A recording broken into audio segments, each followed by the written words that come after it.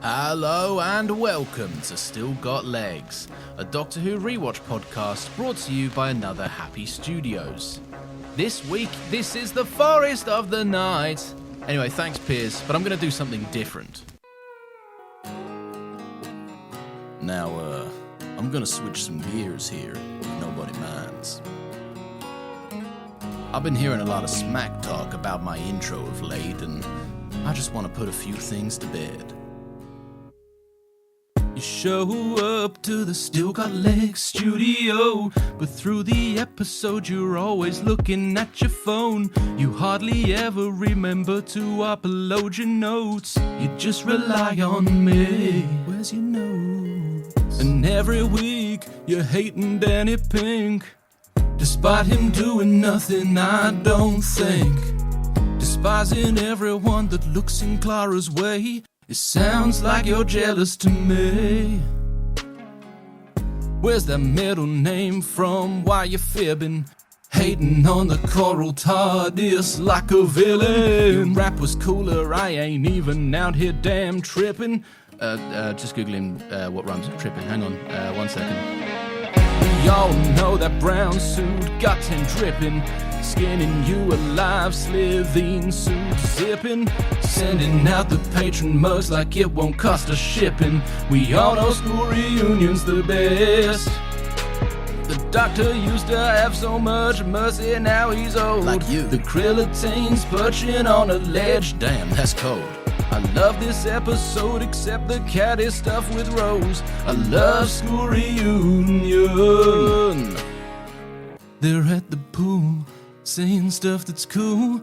Kenny's blowing up the school, he should have blown up you. K9's a good boy and the smart chips crack the code. Saving the whole day with maximum defense mode. Yeah.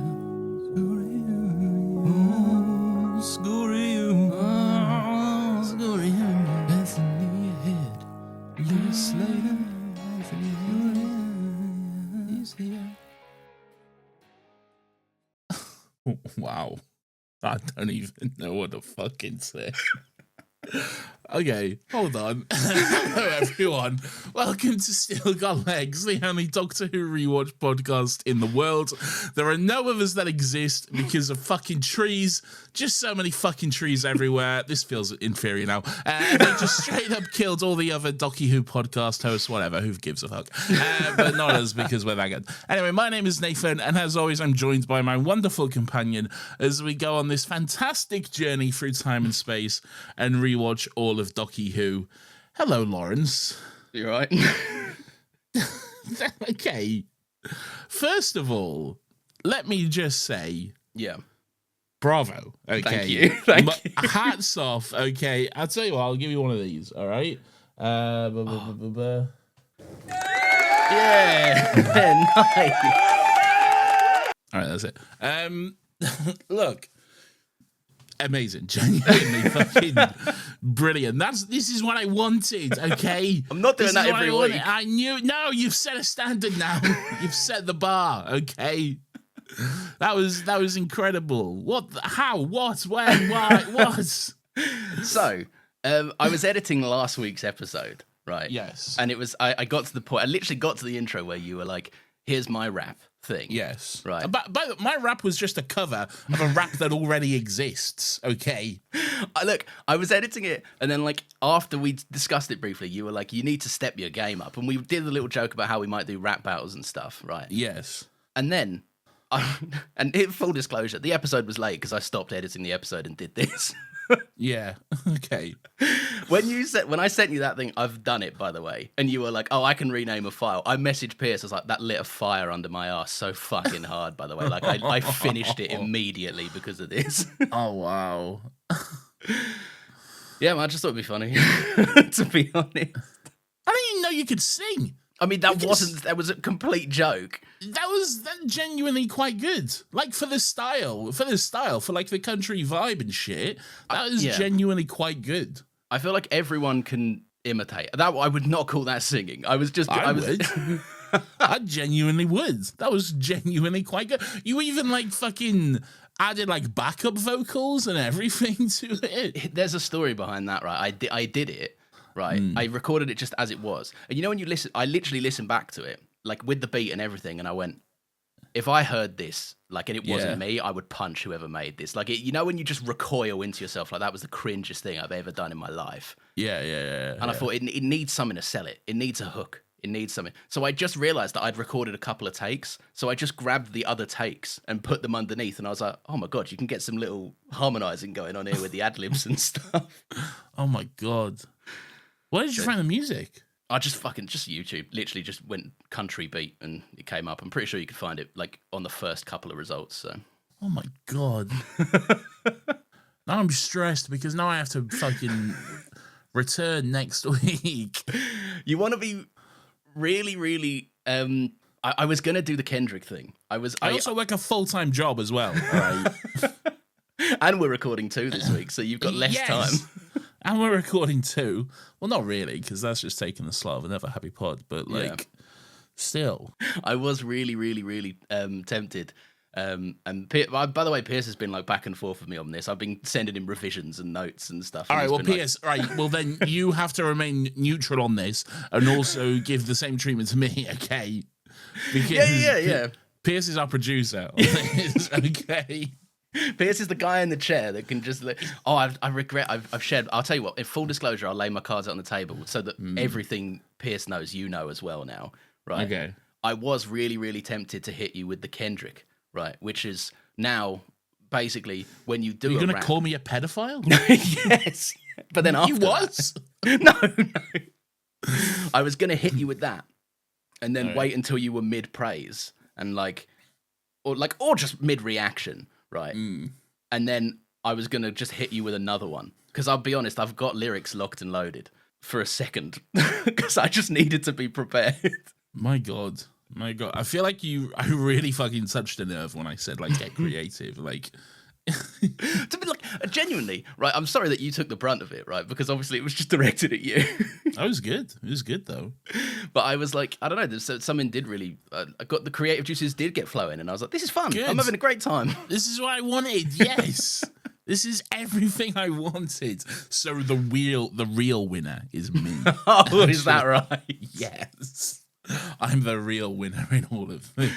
Are you going to return next week? I'm going to have to. Yeah.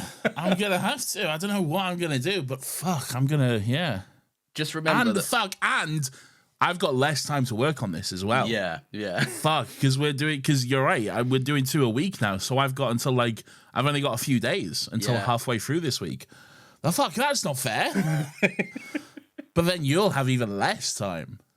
Well, I've already got the jump, man. I've already started. You've already, fuck, shit. Yeah. But you don't know what's going to be in mine, though. That's the don't. I'm blind returning. I have no idea. If there's a possibility I hear it and go, oh my God, I have to scrap it all.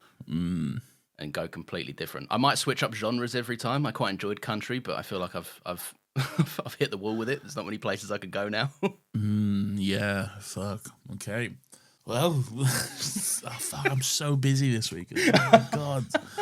I will say, Pierce's revisions genuinely so helpful. Like he was hitting me with time codes. Like this sounds a bit out of sync. This sounds a little off. You should fix this. And I'm like, this is so accurate. Thank you. Okay, great. Oh man, it's Doctor Who time. Yep, it is. It's Doctor Who time. 10 minutes in. Hello, yes, Doctor Who. That's what we're here for, not this weird thing we've started. So today, Lawrence, we're looking at season 8, episode 10, episode 114 of both Still Got Legs and Doctor Who. Whoa. It is written by Frank Cottrell Boyce and directed by Sharif Folkeson. A woman! A rare woman! Whoa! Woman sighting! Which is really interesting because I do want to talk about the directing of this episode. I also want to talk about the directing of this episode, and we'll get to it. Yeah. It is In the Forest of the Night. This is the forest of the night. The night. Yes, we both saw that thought. Okay. Yeah. Oh, I gave credit. I robbed it straight up. Yeah. Oh, did you? Okay. Yeah. Well, there we go. There's actually, speaking of which, there's another song for the EP that may or may not be coming. So I really want to do this EP. I want to make it a reality, like a Christmas single for the Patreon or something. But we're actually going to do a Christmas single, like a Christmas charity single. First charity single to make negative money.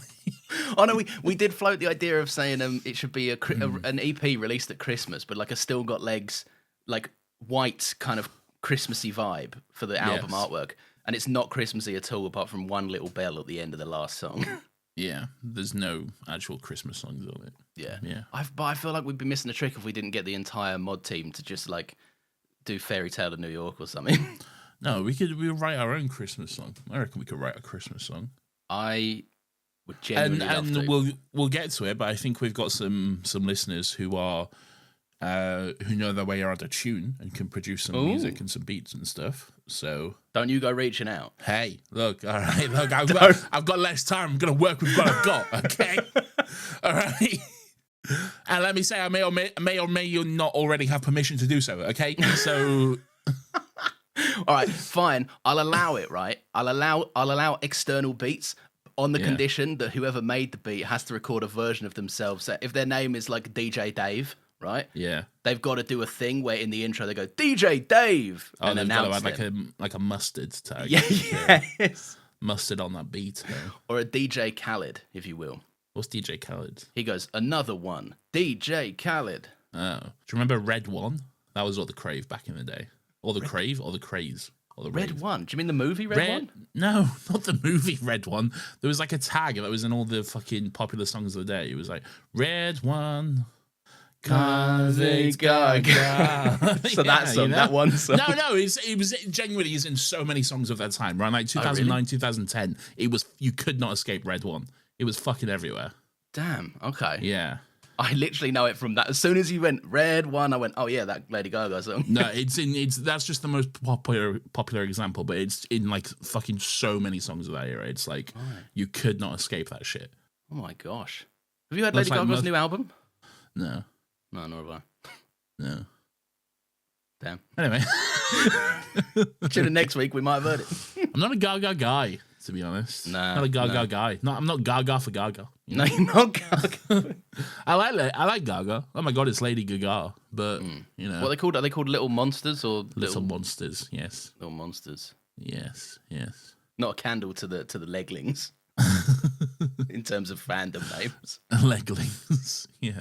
Did we settle on leglings? Leglings. It was something like that. I don't like leggers. It's getting too close to a slur, frankly. I'm not happy with it. I like leglings, okay? I like in fact, whoever came up with leglings will send you a $5. Me? Was it you? It was me. Send me a $5 no, right you now. No, you said it. I'll send you $2.50.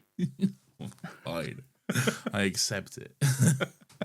We should talk Doctor Who, Nathan. We should, yes. Anyway, In the Forest of the Night, Doctor Who, general thoughts, what are they? Yours? Why am I speaking like Yoda? I don't know. General thoughts. General thoughts, what are they? I don't see the hate on this one, if I'm honest. There's some bits, and we'll get to them, right? I think this is quite a fun episode concept, and there's some interesting character beats that I like, and there's fun progression, like, for the overarching story. And it's, like, tied together with, like, fucking good direction, right? Look, there's one too many child actors, and maybe they're not all fantastic, right? We're not. I'm not going to be around the bush and say I think they're great, because I don't think they are. There's some dodgy commentary here and there on some stuff, and maybe some hanging plot threads. But I think this is. I think people are like over egging it. This one, like the hate on this one. I think it's not amazing. It's not great, but it's also not like the second coming of Christ. I think it's fine. It's good, and it's really well directed. So. Yeah, I'm fine with it. Yes, I was just looking up and confirming something whilst you said all of that, so I missed most of it, I'll be honest. No, I didn't. The too long didn't read is, yeah, cool.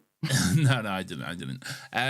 What I'll say is, instead of me and you throwing diss tracks at each other, clearly we should team up and throw a diss track against the listeners, because I fucking agree. Yes! This is good shit. Yes! This is good Docky Who. Is it certified banger? No, it's not, okay? No. But it's fun. It's good stuff. It's fun. It's lighthearted. Yeah, it's not fucking groundbreaking, world-ending stakes or anything. But for like a fun 45 minutes of a family sci-fi show, this is genuine good shit, man. I enjoy it quite a lot. Okay. I read the thoughts right after the episode, right, and I was just like, what?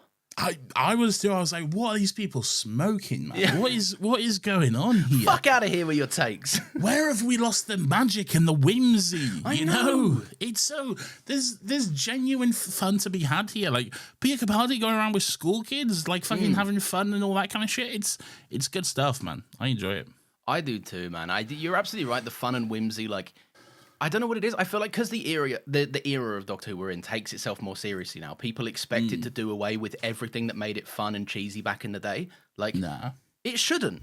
This is really fun, and like it's a great pairing to see. Like you just said, Capaldi and his kind of his grumpy vibes mismatched with like children going into the TARDIS and fiddling with buttons, and he's like, stop. And what I will say, and I think you hinted at this a little bit as well. I think what really adds to that is the direction. As well, because the direction, Sharif Folkestone does a really good job of like adding in these like POV shots and like framing the camera from like the height of a child walking into the TARDIS and that kind of stuff. So you're seeing it from all these new and interesting angles, which really add to, particularly the scenes in the TARDIS, which really add to the fun and whimsy of this like this childlike experience of getting to explore the TARDIS and stuff, and it's really fun. I think. I completely agree. I'd like to imagine a world where on the set for this, right, the director walked in, found the cinematographer, right, and just went out and just booted the tripod out from underneath the camera and went, hold it! Yes. Hold it, it's fine, it looks good, it looks better. It does, yeah. It's good stuff. All right, sick. There we go. So let's get into it. All right, a beautiful forest opens up, Nathan. There's a young girl running through the forest. She's confused. Before I knew that the camera was getting into it, my notes read, the camera does a chicken Digby Caesar shot on her. A what? Oh, wait, did I do it wrong again? Yeah, a chicken Digby Caesar. Wait, a Digby chicken Caesar? Yes, a Digby chicken Caesar. That's it. Fuck's sake, man.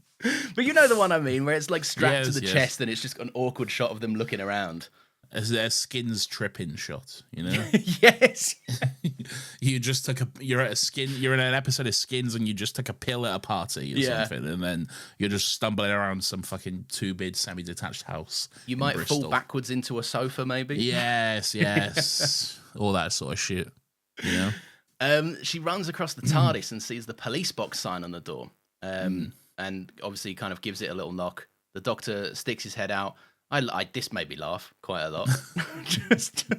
I'm lost. It's that way. Slams. Yes.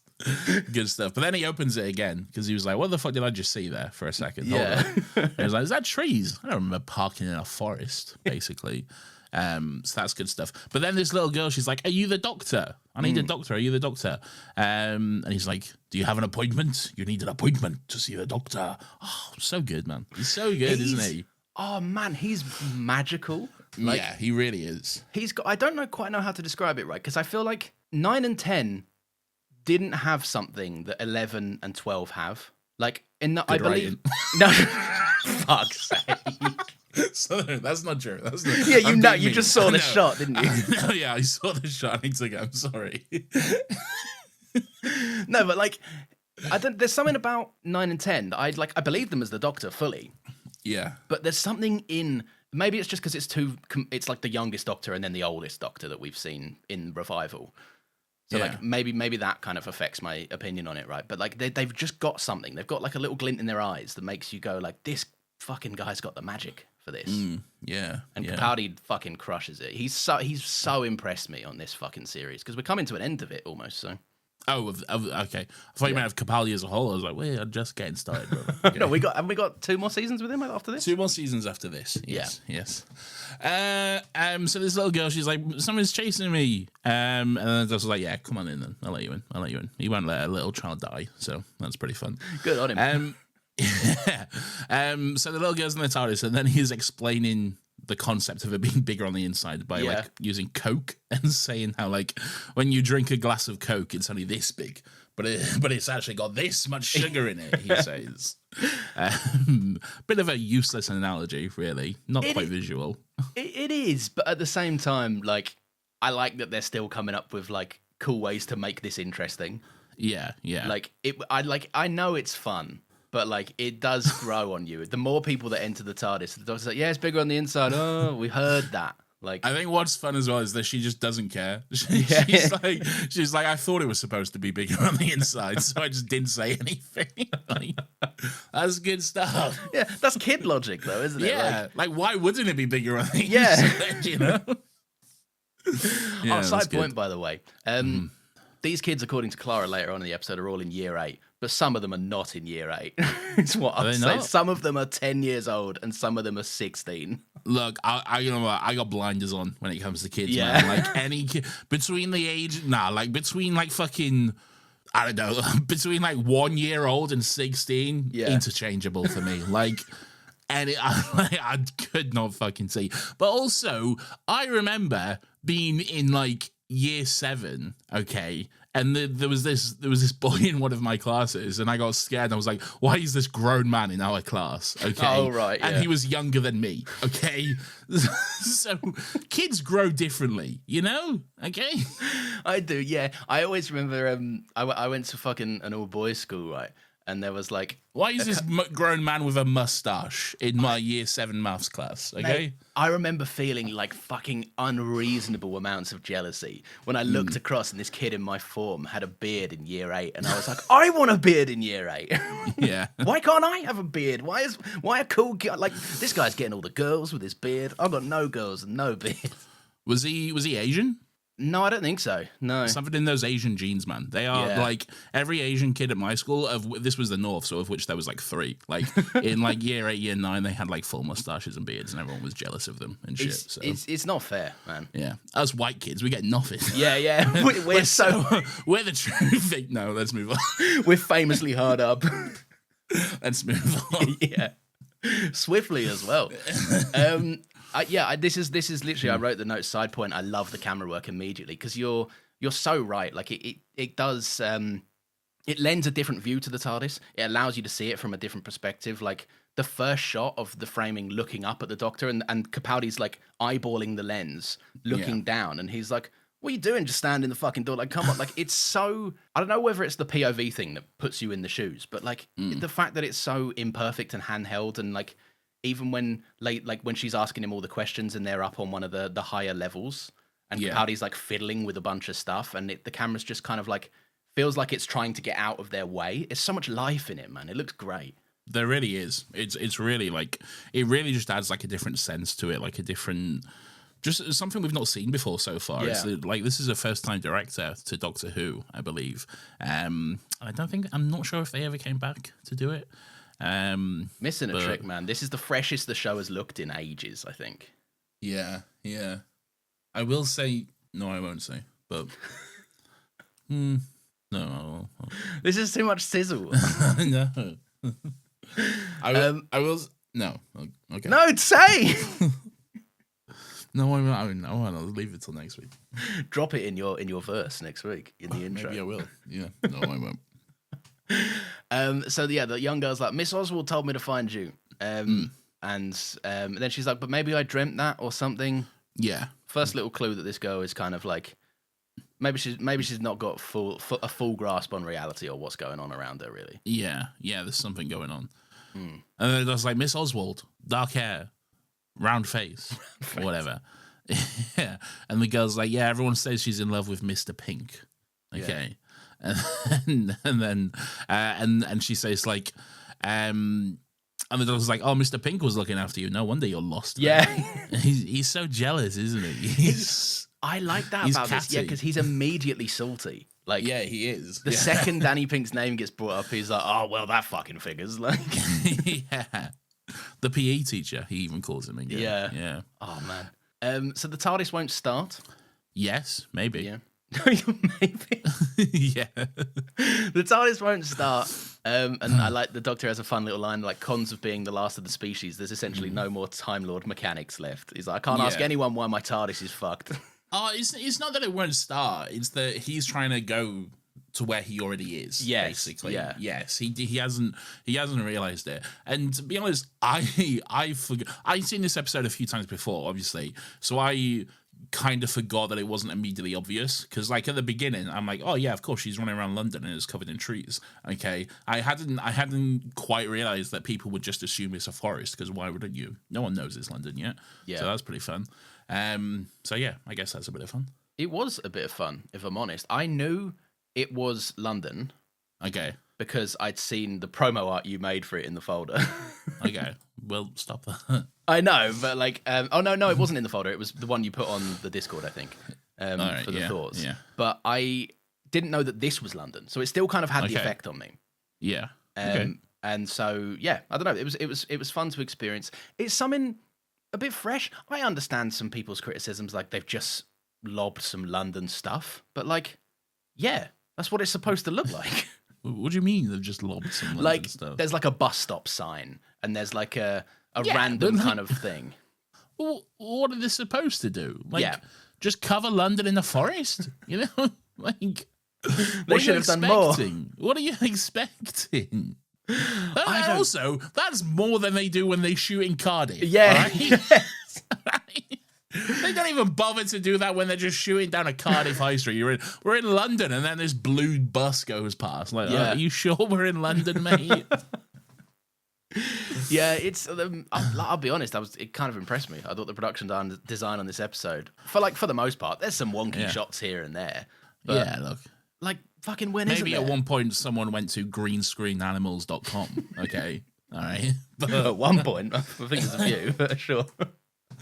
Well, look, it's fine, all right. Anyway, so we're in London. This girl's like, your TARDIS isn't working. Shut up, you fucking cunt. We are in London. Anyway, come out inside and see it. She's like, Nelson's column, do you like it? He's like, what? And then she just points up and we see Nelson's column. And it is Nelson's column. Apocalypse London vibes. Looks great. What's Apocalypse London? Like, just like, no, not like, it's not a thing. I'm saying London in an apocalypse. Like, this is what The Last of Us London would look like. Well, The Last of Us would look more decrepit than this. Like, yeah, with more mold and dirty shit. Yeah, it looked dirty. This just looks like just lots of trees everywhere, basically. It's a forest, so, yeah. So, like, I don't know. Anyway, it's Sting o'clock. It's Sting o'clock. Do you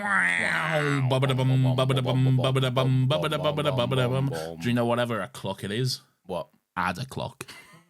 It's no longer add a clock. We're back. The time has passed. What did you buy? I bought a delicious Coca-Cola zero sugar with a hint of lime.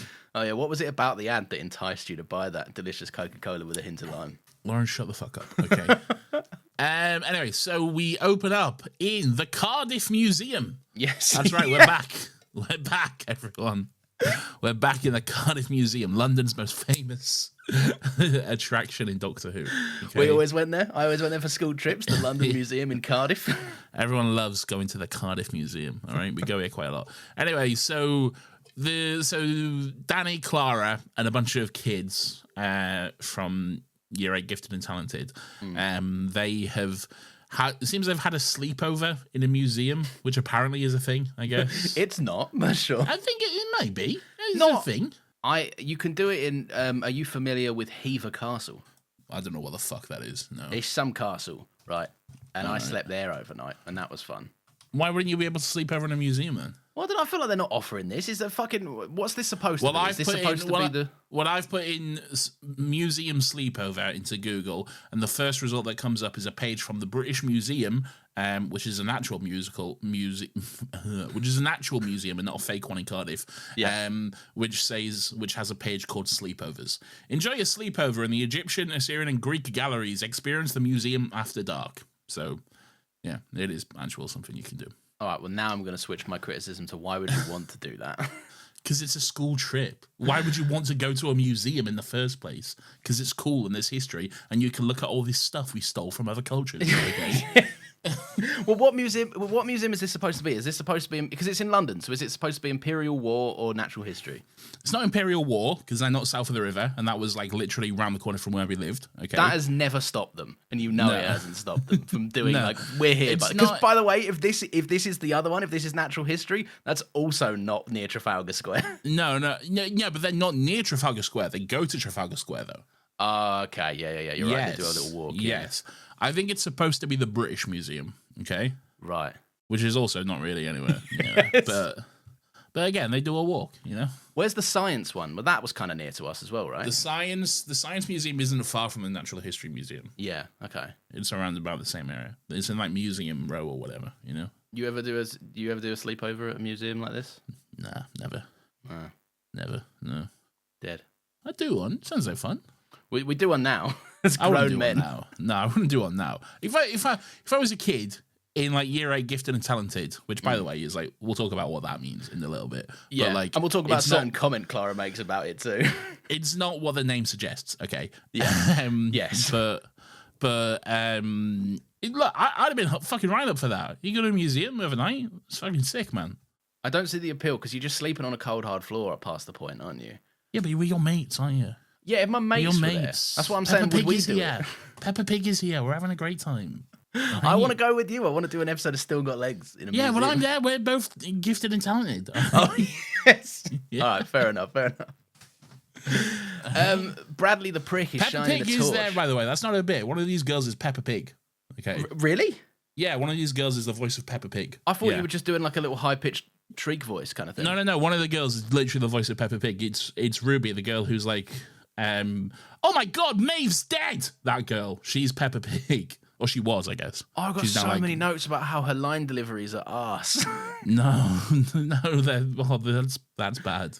I think, That's to bad. be honest, that might even check it out more because Peppa Pig is literally a show aimed for like fucking really young kids, so that she is probably trained to be like, "Hello, everyone, I'm speaking like this." I thought her line delivery was great for like what it is, for what it's supposed to be. Oh, well, we'll get to her. I don't think some of these. Yeah, but I think we'll get to it, but I think you're letting your cynical thing come in again, but we'll get to it. Alright. All right, look, Bradley the Prick, Nathan. He's got his torch out and he's shining it. His recreational activity is just shining a torch in asleep people's faces. I don't think it's very fair to call him Bradley the Prick. Well, he is a prick. He's bullying later on. We see a He's a little flashback. boy. He's a little boy, all right? He's troubled, I know. He's troubled, yeah. Why isn't Courtney here? She should be. Oh, she's not here, right? Is she? There we go. Yeah, That's one. Courtney's Fair older. enough. Yeah, all right, fair enough. Plus, I don't think Plot she's on hole. she's not keen to go to the go out with the doctor again after he like made her do abortion, basically, or Oh, something. yeah, probably not. Plot hole filled in. Yeah, exactly. Much like Kingpin will fill in a pothole. Oh yes. Everyone, Pick up your tools. you and your men. Foreman, fill in this pothole. Because I am an egg. Oh, I can't, man. It's the red tape is stopping me and the crew. Consider it approved. I'm not the mayor yet, but I will be, and it will be approved. Anyway, that's a reference to a different show. So they're walking through the museum, right? All the classes up, right? Because Danny's come out and he's confiscated Bradley the Prick's torch. So I'm calling him. I feel really uncomfortable. You calling him Bradley the Prick? He's 12 years old. Okay? He's not anymore. He can handle it. He's He's fine. a little boy. Okay. So Danny confiscates his torch and they start walking through a museum. The first sign that it's off is it's completely empty. Oh, by the way, apparently Bradley's allowed a torch because he's darkness phobic or something. Is that a thing? Well, no, I think he's been silly, isn't he? He's like, I've got a note. And Danny's like, give me a fucking torch. I've had enough of you. Enough of your shit, Bradley. He says this I'm is why allowed they a call you torch. Bradley the Prick. No! Stop. Anyway. So an old security guard shows up and uses a touch screen. Well, they're like, no one's here. Why is no one here? They're Yeah. looking around the museum like, it's still closed. What's going on? It's fucking 9 o'clock. And also, well, that's a bit stupid because why would they just be waking up when it's like open in time for the museum? You're telling me people are just like coming to see the exhibits and there's just a group of sleeping kids in the middle of the room? Like, what the Everyone's fuck's stepping going over on them. here? Yeah. They approach to go down that little corridor, but Bradley's shining a torch at them. Like, fuck off. Get out. You see, there's that little fucking, that dinosaur in the Natural History Museum, which sometimes they'll put a jumper on, which is quite cute. Yeah. They just round the corner and they're all just sleeping under that dinosaur. It's good stuff. I'd feel very safe sleeping under that dinosaur. Me too. I love him. Yeah. He's immobile, but I'd feel protected somehow. He moves a little bit. No, but like he's not alive. He won't fend. He's not alive. Off attackers. No, but he's a beautiful boy. He is. It's true. Yeah. So an old security guard shows up and he uses the touchscreen, and I wrote, like my dad trying to text. Just one button, just one kind of Richmond sausage finger slammed on a screen over and over. Like, where's the letters, basically? Okay. Your dad doesn't text like this? No, not really. Your dad's down with the kids, though, I need to be fair. My dad's younger than your dad. Yeah. Yeah. I feel like he's younger at heart as well. I feel like he embraces technology. Not really. My dad has to make this is kind of proving your point and also disproving it at the same time. Because my dad uses TikTok, okay? Whoa. But he makes a different TikTok account every month because he keeps forgetting how to log in. He keeps forgetting his password and username and everything. So, and I've tried to, I'm like, just get a password manager. He's like, what's a password? I'm not fucking about with all of that, all right? I'll just make a new one. And that's just what he does, okay? That's so to him, that's just easier, okay? Fuck knows how many email addresses he has. I never want to look at his phone because it'll just be there'll be notification badges everywhere and it'll just be the most horrible, unsightly thing you'd ever seen in your life. He'll have 1,000 unread emails that is you've signed up to this. Yeah, I can't stand it. I can't stand any of that shit. So yeah. Also, don't say my dad's name. We've said your dad's name. No, we haven't. I don't think we have. We absolutely have. It's Keith and I'm certain we've said it. All right, well, don't say his last name. I've never said it. Okay. Sure, I won't. No one will be able to figure it out, okay? It's a mystery. All right. Could be anything. Your dad's on TikTok. Is he sub to us? No, probably not. Although he has said he's seen them. He has said they've come across. Yeah. Yeah, because he has said, stop that! I saw the greatest TikTok I've ever seen in my life. That's not what he sounds like at all, okay? Yeah, but it's what the character of he sounds like to me now. Okay, great. What's going on? So the security guard, he opens a door, and Danny's like, fucking hell, open this door quicker. And then he fucks it up, so eventually Danny just gets all the kids to push through the door instead or something. Yeah. Yeah, well, he doesn't fuck it up. It's jammed. The door's jammed because of all the trees. Yeah, that makes sense. Yeah. The trees. The trees were actually what fucked it up, Lawrence. Yes.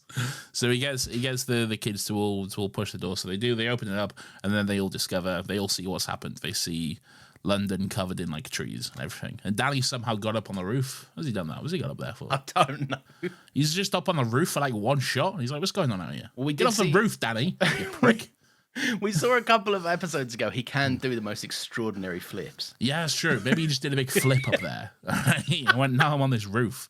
I'm looking out over these trees. Right? Daredevil style, just springboarded off the concrete. Exactly. Anyway, so everyone's like, what's going on? Well, we haven't been asleep for that long, have we? Fucking trees everywhere. And then it pulls back into this Russell T Davies-esque era of news reports and stuff. Yes. And clearly there's someone missing. Okay. Oh, mate. Where is our queen, okay? The perfect opportunity as well. This would have been ripe for a Trinity Wells appearance, okay? This is outrageous. Mate, imagine if they did them all and they saved her for the last one and her thing came whizzing towards the screen and she was like, crisis in America right now. Oh, so good. She's the best to ever do it. And these are all shit as well. These are all just there's grass on this soccer pitch. All right. It's literally, and they reuse them twice each. And then another one comes on, and then he comes back. This soccer guy comes back and is like, they'll have to cancel the game. I don't give a fuck. I want to know about various crises in America. Where Trinity Wells adds some flavour to her journalism, all right? She gets you invested, okay? People still, I still see the most insane fucking takes on Trinity Wells, which I guess we're going to talk about more in depth next year. Okay? Yeah, but we know. So I'll save my rage until then. But trust me, my rage is bubbling constantly because of that. Okay, just media literacy in the toilet, by the way. Exactly. Watch the fucking episode. The episode. Listen to the most basic explanations of things, you dickheads. Anyway. Fuck. People too quick to try and cancel her, man. She's our queen. It's true. She's our queen, man. She cannot be cancelled. She refuses. And One day we'll get her on the show. We will. We'll get Trinity Wells on the show. We'll try our best. Didn't we attempt to send a message one time? And no, you keep saying this. You keep bringing this up. I'm certain I remember typing one out at some point to her. Well, maybe you did. Okay. After a couple of beers, I'm like, Trinity Wells, come on my podcast, please. You're right. The journalists they're flavorless, man. They're just, it's like, check this out. It's grass. Yeah. All right. Cool, man. Cool. Good stuff. I wanted to see what's that Scouse guy that's in that is in the Stolen Earth. Forget his name. He's Scouse really guy. famous. Scouse guy. Yeah, he's passed away now. Really famous talk show guy.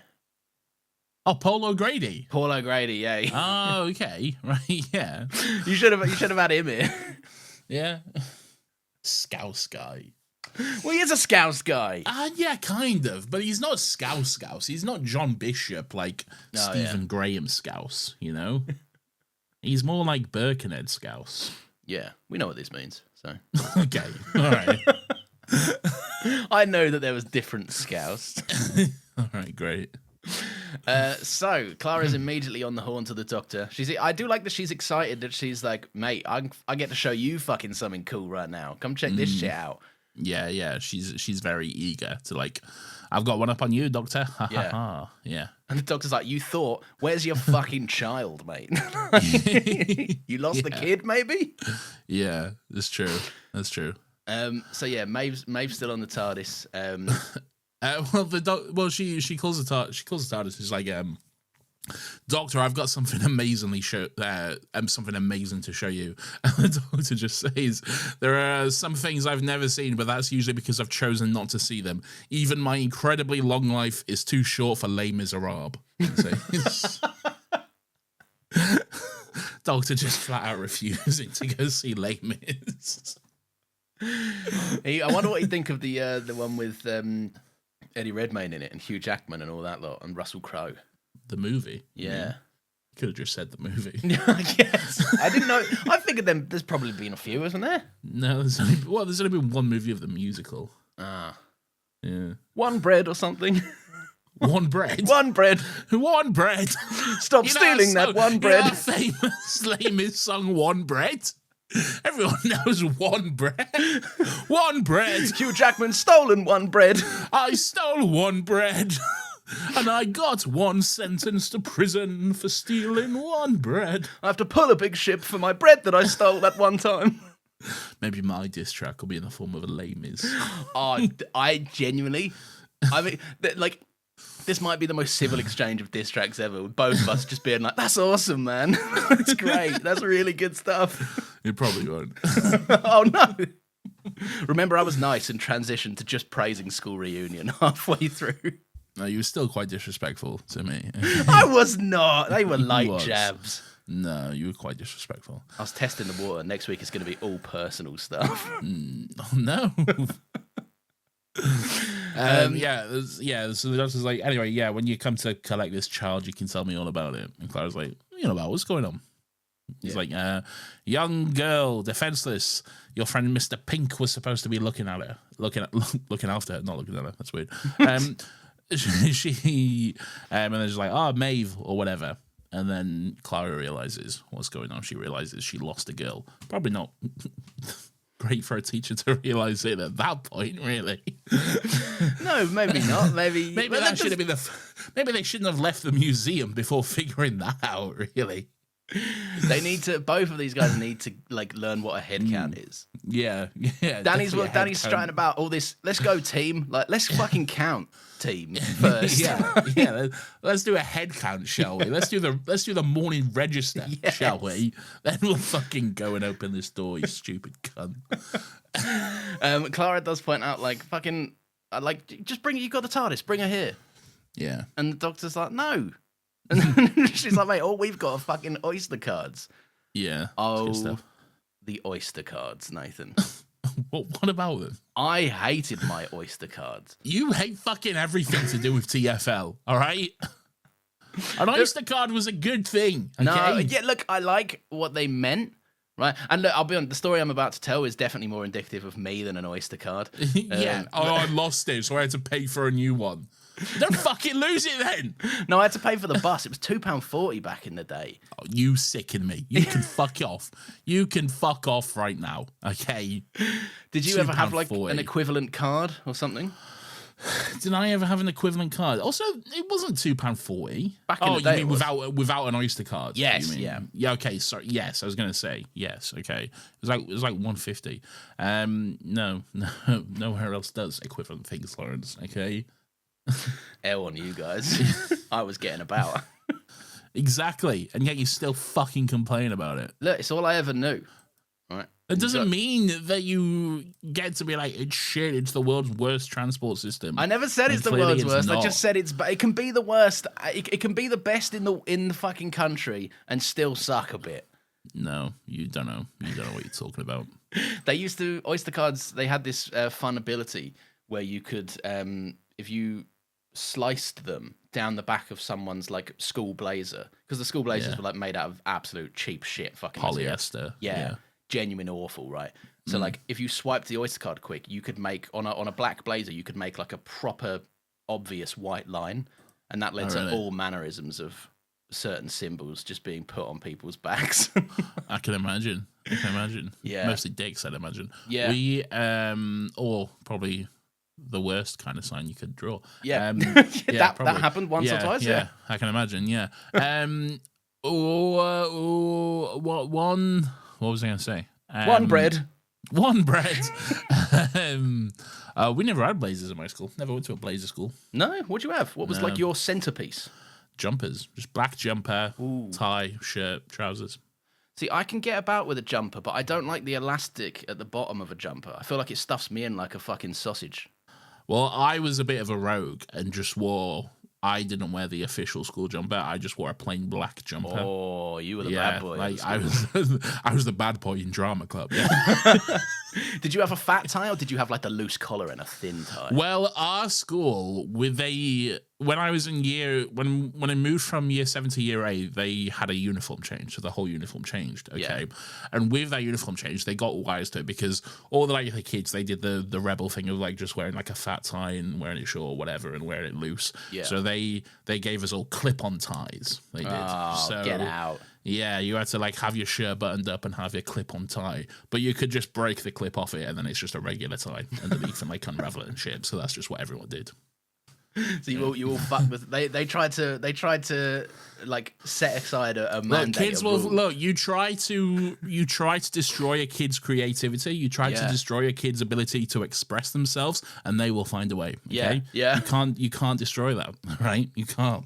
You can try, but you'll fail. Okay. Yeah, 100%. Yeah.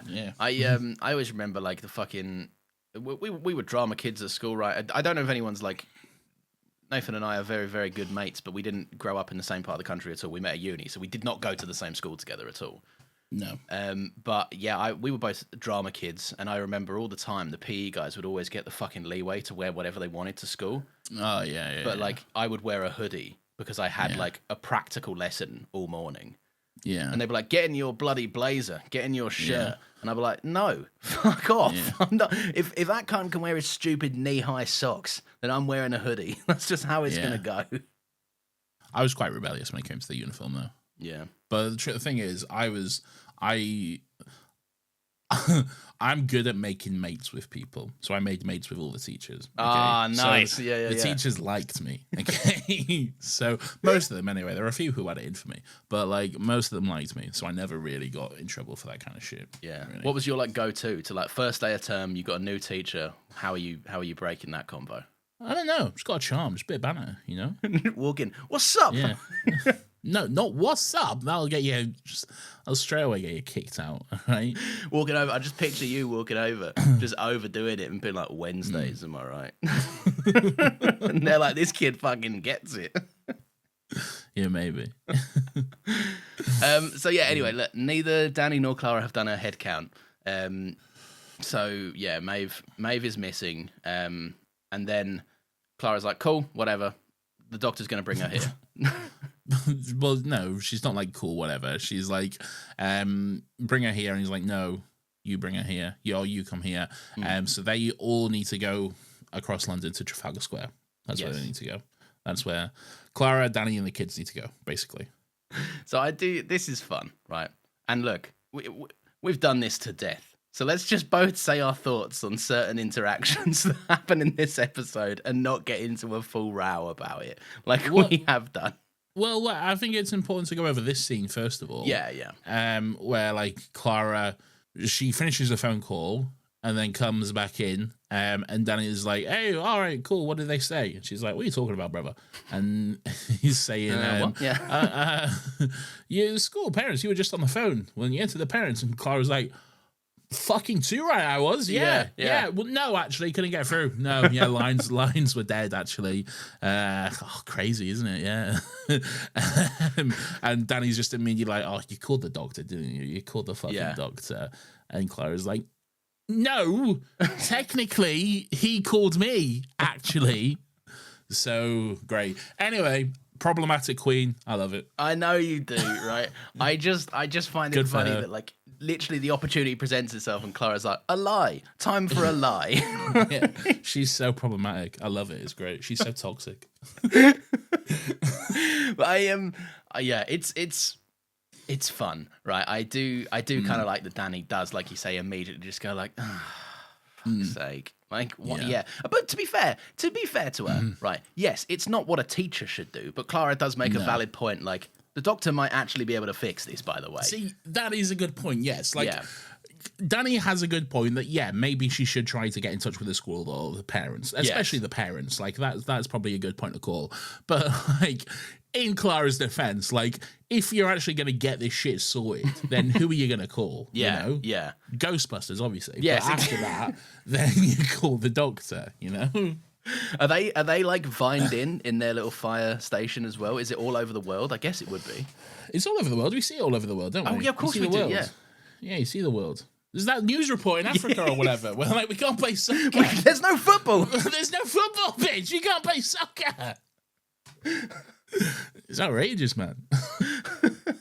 It is a valid point. The doctor is going to be able to fucking fix it. I do like, right, and this is the part that I was like, oh, Clara, just stop. Just stop it, please. I love you so much, Clara, as a character, but stop. Because Clara, like, I can't remember exactly what Danny says. Like, my first priority is the kids or something. Like, we should be trying to get in contact with the parents. And Clara's like, well, you didn't even know that Maeve was missing. And it's like, nor did you, cheeky fucking arsehole. Yeah, but she found out and now she can one-up him. Right? That's what it was. But she's right, though. He didn't, okay? So everyone in the fort's been like, oh, Clara should have fucking... Well, so should Danny. Yeah, right? I don't disagree. But they're both as bad. Yes. They're both bad teachers, frankly. Yeah, I mean, that's not up for debate. Yeah, they're both bad. I don't know if they're bad teachers, but they're, like, she needs to be a bit more responsible. They're good TV teachers in the sense that TV only wants them to have, like, a watchful eye over the kids and be good people to kids, right? Yeah. They're bad real-life teachers where, like, in a real-life scenario, you'd get fired so hard for any of this. Yeah, probably. Yeah. Good stuff. So they figure out that Maeve's gone, and so Danny, Clara, and all the kids start wading through the forest, right? Yes. Yeah. And Danny asks the kids who wants to be navigator. Yeah. And then I think it's Bradley. He Bradley says, the Brick, me. yeah. Yeah. No. Bradley says, oh, I'll be me, I'll do it. And then he's like, sick, go on then, son. And Bradley turns to his mate and just says, what's an navigator? That's good stuff. That's kids, though, isn't it? It is, yeah. I quite enjoyed that Clara, again, like, to be fair, this episode is really, really good at showing you, like, how quickly Clara wants to abandon her home life. Yeah. Like, the mystery gets brought to her doorstep, and she's like, great. Like, I was getting sick of this teaching lark anyway. Because she's like, to Danny, she's like, oh, I wonder if fucking, have we been snoozing for years, or are the trees new? Like, we don't know what's happened in this scenario. And Danny's like, I don't know, man. I'm just worrying about the kids. That's kind of just what I'm up to. And even Clara agrees. She's like, that's pretty sexy, to be fair. I don't like it. This You is don't what I like don't like it? about Danny. No, this is what I don't like about Danny. All right. Okay. He's very dismissive of her lifestyle. Okay. Okay. He's very, and it really rubs me the wrong way. He's so like, what you like is shit, actually. Yeah. What you all that exploring space and time and all those amazing, wonderful things, I think that's quite shit, actually. And I much prefer the stuff here on Earth, actually. And I think I'm better than you because of that. So I think you'll find. Is he turning his nose up though? I think he is. He's turning his nose up at it, and he's been so fucking like dismissive of what she likes and being quite. It's almost quite manipulative, I think. I really don't like it. I know you don't like it. I read it more as in this scenario, Danny, because he I think he says this either now or a little bit later. He's like, it's not about me. Like, they are the adults that have a duty of care to the kids. So I think it's more a case of like, let's not waste time talking about this. Let's fucking like just figure out and make sure that the kids are all right. Like I didn't read it as like shutting Clara down. But look.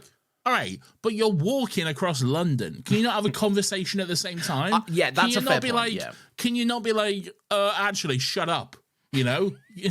Is there any reason to be like, actually, shut up? Yeah. We don't need to talk about this. I'm focusing on the kids. All right, you're all just walking through some trees. All right, cunt. Can you not just talk at the same time? You know? Can you not have a conversation with this woman that you supposedly love? You dickhead. Okay? I do like the idea of Danny being like, Clara's like, anyway, a little bit of lighthearted chat here. And Danny's like, Clara, shush, I'm thinking. And then just they sit in silence. And he just goes, I'm just thinking harder now. One sec.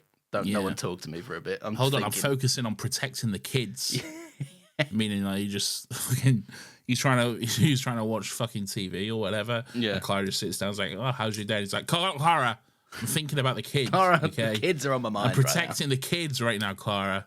I'm thinking how best to do a GDPR or something. Okay. A GDPR? Yeah, like kids' data. You're keeping it safe. That kind of stuff. That's important. Don't question me about it. GDPR. Yes.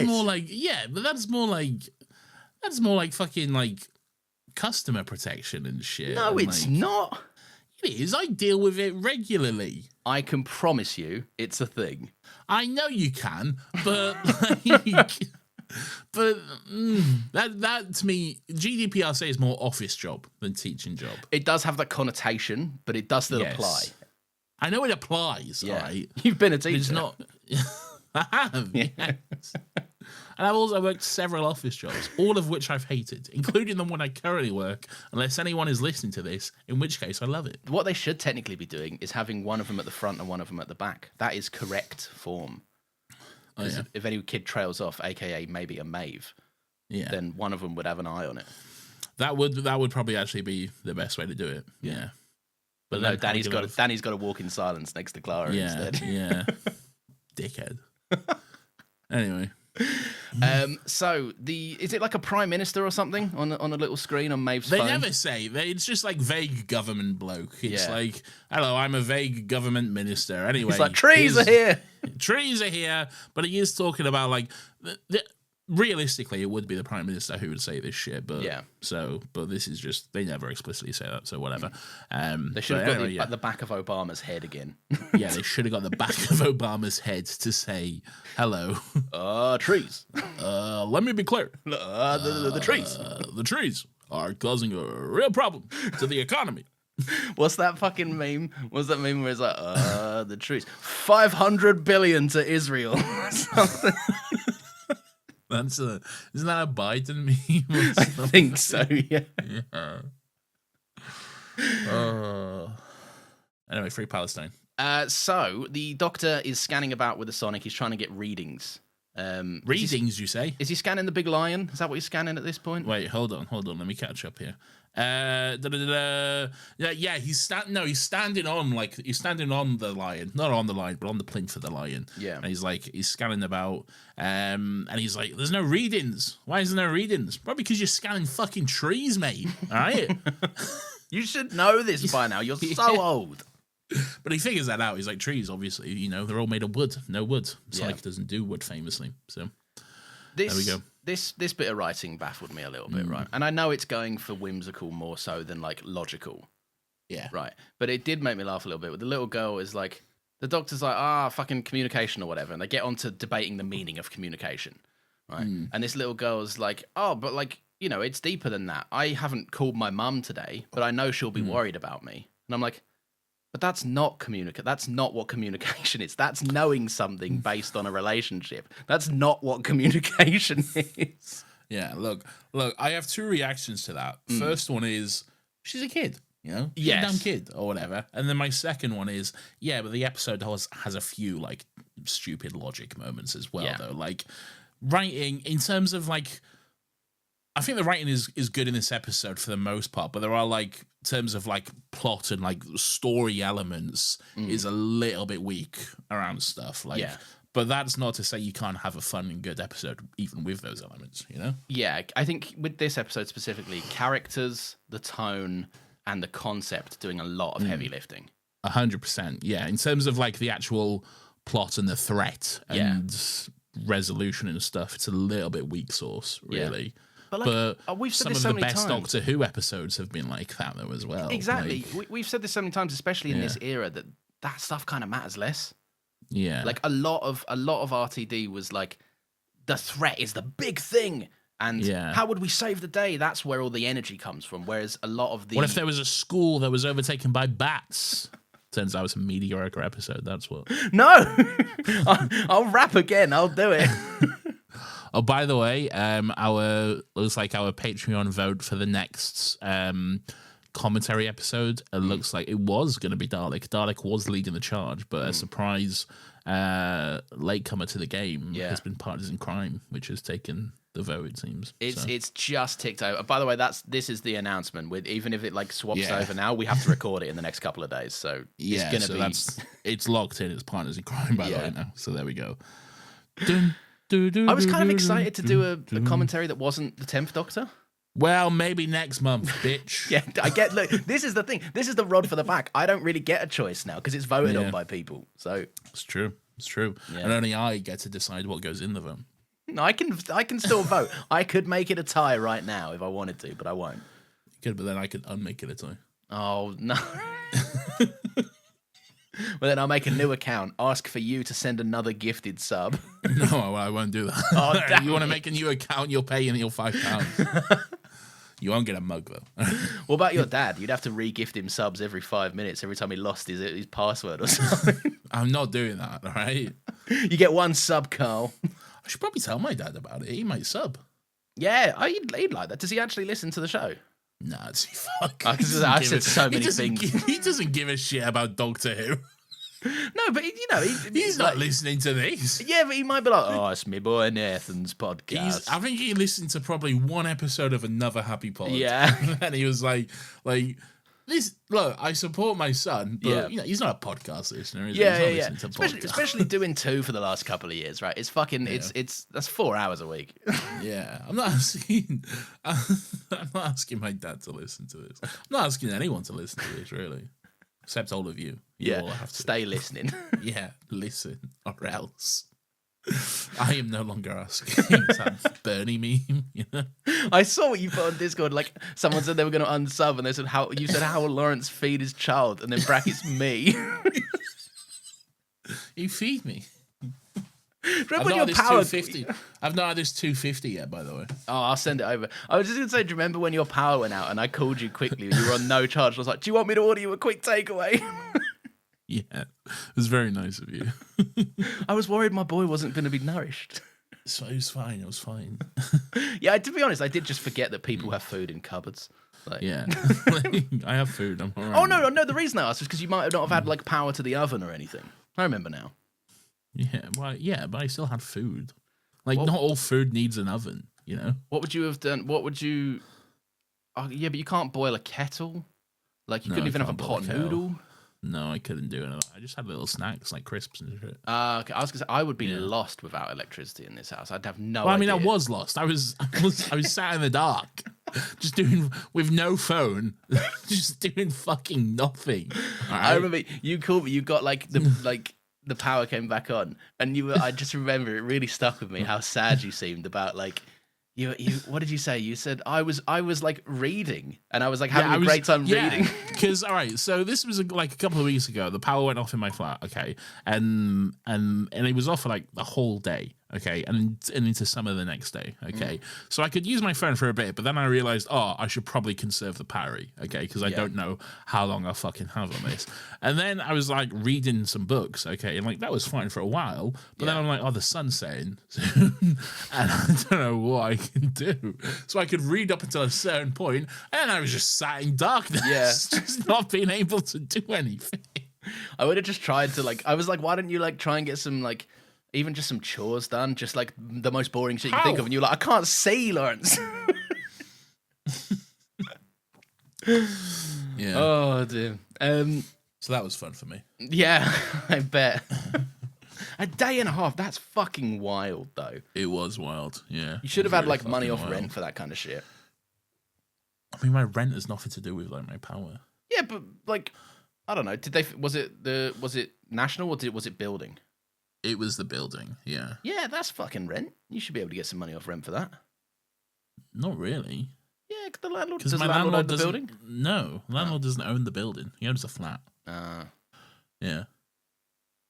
I don't know. They all need to talk to each other. All the wealth holders need to talk to each other and figure out how to get you money. Well, they won't though, will they? No, of course not. They'll figure out how to get themselves money. Yeah. Right? How can we get a break on this?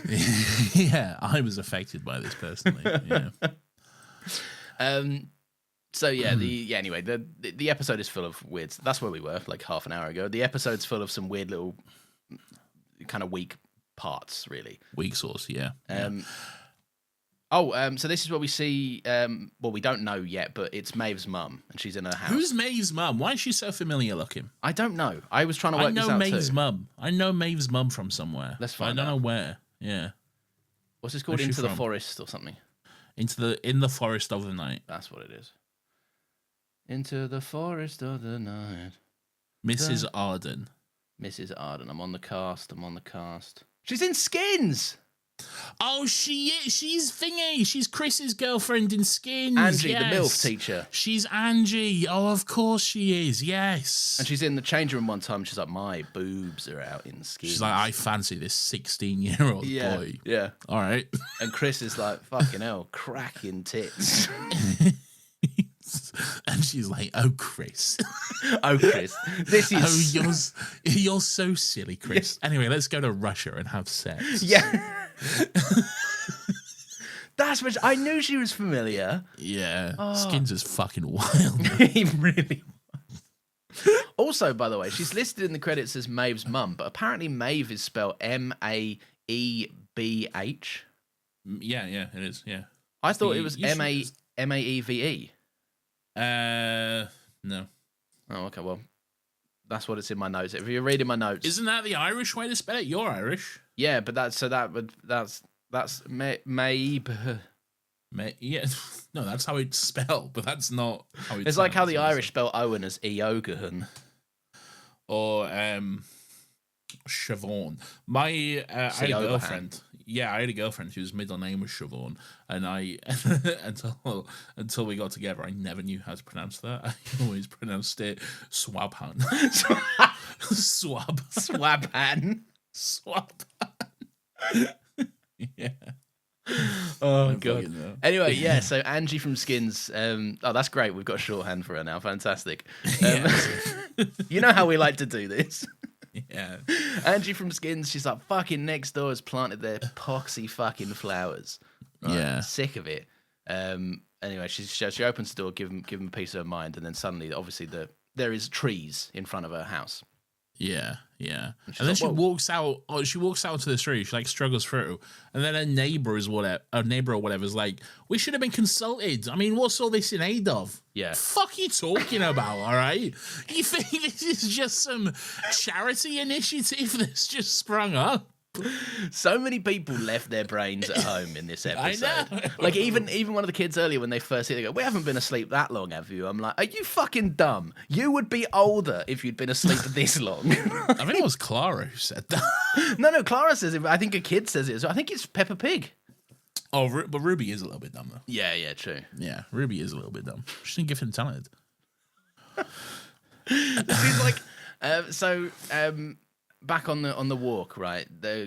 Some girl, I think it might be Ruby, is like, this fucking tree's growing nuts and other berries or some shit. It's all weird. Yeah, berries and cream. Yeah, Berries and cream. I'm a little lad. Boy. Oh yeah, that's a little lad. I'm a little lad who likes berries. I'm a little lad who likes berries and cream. Whatever. I don't know. Some about blossoms and nuts. Is this relevant? No, not really. But I wanted to bring it up because Bradley the prick is at it again. He's up to his old tricks. Okay, he goes over to this kid. He's like, "You're allergic to nuts, aren't you? You fucking loser! Like, have fun dying." Say you fucking loser. All right. And first of all, I feel like you're Bradley the prick. All right, because you're just saying shit that you would have said. All right. No, you was Bradley. You was Lawrence the prick. No, if it was me, I'd come up with something more creative. I'd be like, allergic to nuts, not like your mum then. Bradley. Now I'm the bully. They're year 8, Lawrence. Yeah, well, he's got a mum. He's fine. Well, all right. It's fair game. And yes, I know year 8s would be saying that shit. I said some horrible stuff in year 8. Yeah, man, that's when you're the worst. Yeah, year 8 boys are the worst. Genuinely awful fucking people. I remember once someone's... I think about like the type of shit like me and my mate said when we was like, well, not me and my mates, but like the year 8 boys and shit. Like you as well. Come on. No, I was never like a boy, you know. Oh, okay. I always hung about with girls. I did. I hung out with girls in high school. But were the girls not like secretly catty behind the scenes as well? Like, they were catty. Yeah, they were all bitching about each other and stuff. But like, were they giving it large like, "Oh, me and your dad" or whatever? No. It feels weirder and grosser, doesn't it? Like that. Like, yeah. No, they weren't like that. No. Oh, I'd fuck your dad. No one wanted to fuck anyone's dad. All right.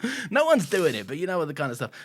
People's nans weren't even safe at my school. Be like, I fucked your mum. You be like, "Well, you didn't." You go, "Oh yeah, fair enough. You got me. I didn't. I did, however, fuck your nan." Great. And like. Oh, we're still going. All right. No, the worst one I heard was okay. The worst one I heard was I fucked your nan. I went, "Oh, leave it out, mate. My nan's dead." He went, "Yeah, because I fucked her too." Oh my god. Just an insight into an all-boys school in year 8. That's good. I mean, I say that's brutal, but we say some pretty brutal shit like that to each other. But like off air. Yeah, off air. And also, we have an unspoken rule that we know it's all just in good, in good jest, you know? We can say the most horrible stuff to each other and it's fine. We've said absolutely raucous things to one another. Just like things that will never be repeated on air, ever. Maybe on the Patreon. But on the off chance Nathan's dad subscribes to Still Got Legs. Yeah. I don't want him to hear the things I've been saying. Yeah, I don't want him to hear the things you've been saying. No. So we get some fun little flashback sequences of Bradley being a bully and a prick. He's not a bully. Well, he is bullying. He's like getting in someone's face, like, "Let me use your pencil" or whatever. He just wants a pencil.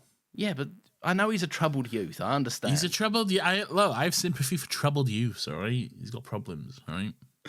And then Ruby's there as well, and Danny's like, "Can we find X?" And Ruby's like, "Are you dumb?" Right, I'm with Ruby. All right, and Yeah. this isn't before everyone starts, this isn't just fucking Nathan piling on Danny for no reason. All right. Can you He before you didn't go into this, can you acknowledge the joke is Ruby's dumb in this? Yes, yes, I can. Yes, I can. Okay, Okay, yeah. I absolutely can. I can appreciate the intention and everything like Yes. that. Okay, but he did just straight up ask her to find X. He didn't. He should have specified the value. Okay, he just said, "Can you find X?" And kids are dumb, so why wouldn't they just be like, "Yeah, it's there," you know? I mean, look, she's not wrong. You would need to say the value. Can you find the value of X? Dickhead. I love the idea that you're making like genuinely a good faith reasoned argument, and people can be like, "Whoa, Nathan." They fucking will. I have to defend myself now. So I can't remember exactly how it comes about, but they're all around in Trafalgar Square, and the Doctor's here now, and he's like, "Hello, everyone." They're like, "Hey, go look, the lions. Can we take a picture in front of the lions?" And then Danny's like, "Yeah, all right." I don't know why they need permission to take a picture, but all right. And then they do, and then is it one of the girls? Is it Ruby? Maybe she's like, "Hey, look, there's no rings on this tree or whatever."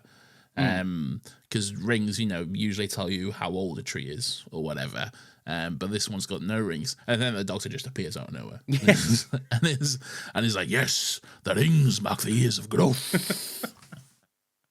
He's here and he's monologuing. He's just here and he's monologuing, and it's great immediately. I do kind of like that. Like it feels very 12 to immediately kind of dismiss the idea of like, "Oh well, your time on the planet's done. Like, fair's fair, nature's won. Like, whatever, it is what it is." But Clara kind of turns to Danny and is like, and she's right. She immediately fucking hits the nail on the head. But she's like, "Look, he'll do this, but then he'll think of something, and then he'll become fucking obsessed with it." And then that's when we start to solve the problem, which he immediately does. Yeah, he does. But he does say that what can you do against trees, They don't listen to reason. You can't plead with them. You can't lie to them. They have no moving parts. This is just a natural event. So he is, if you'll pardon the pun, a little bit stumped.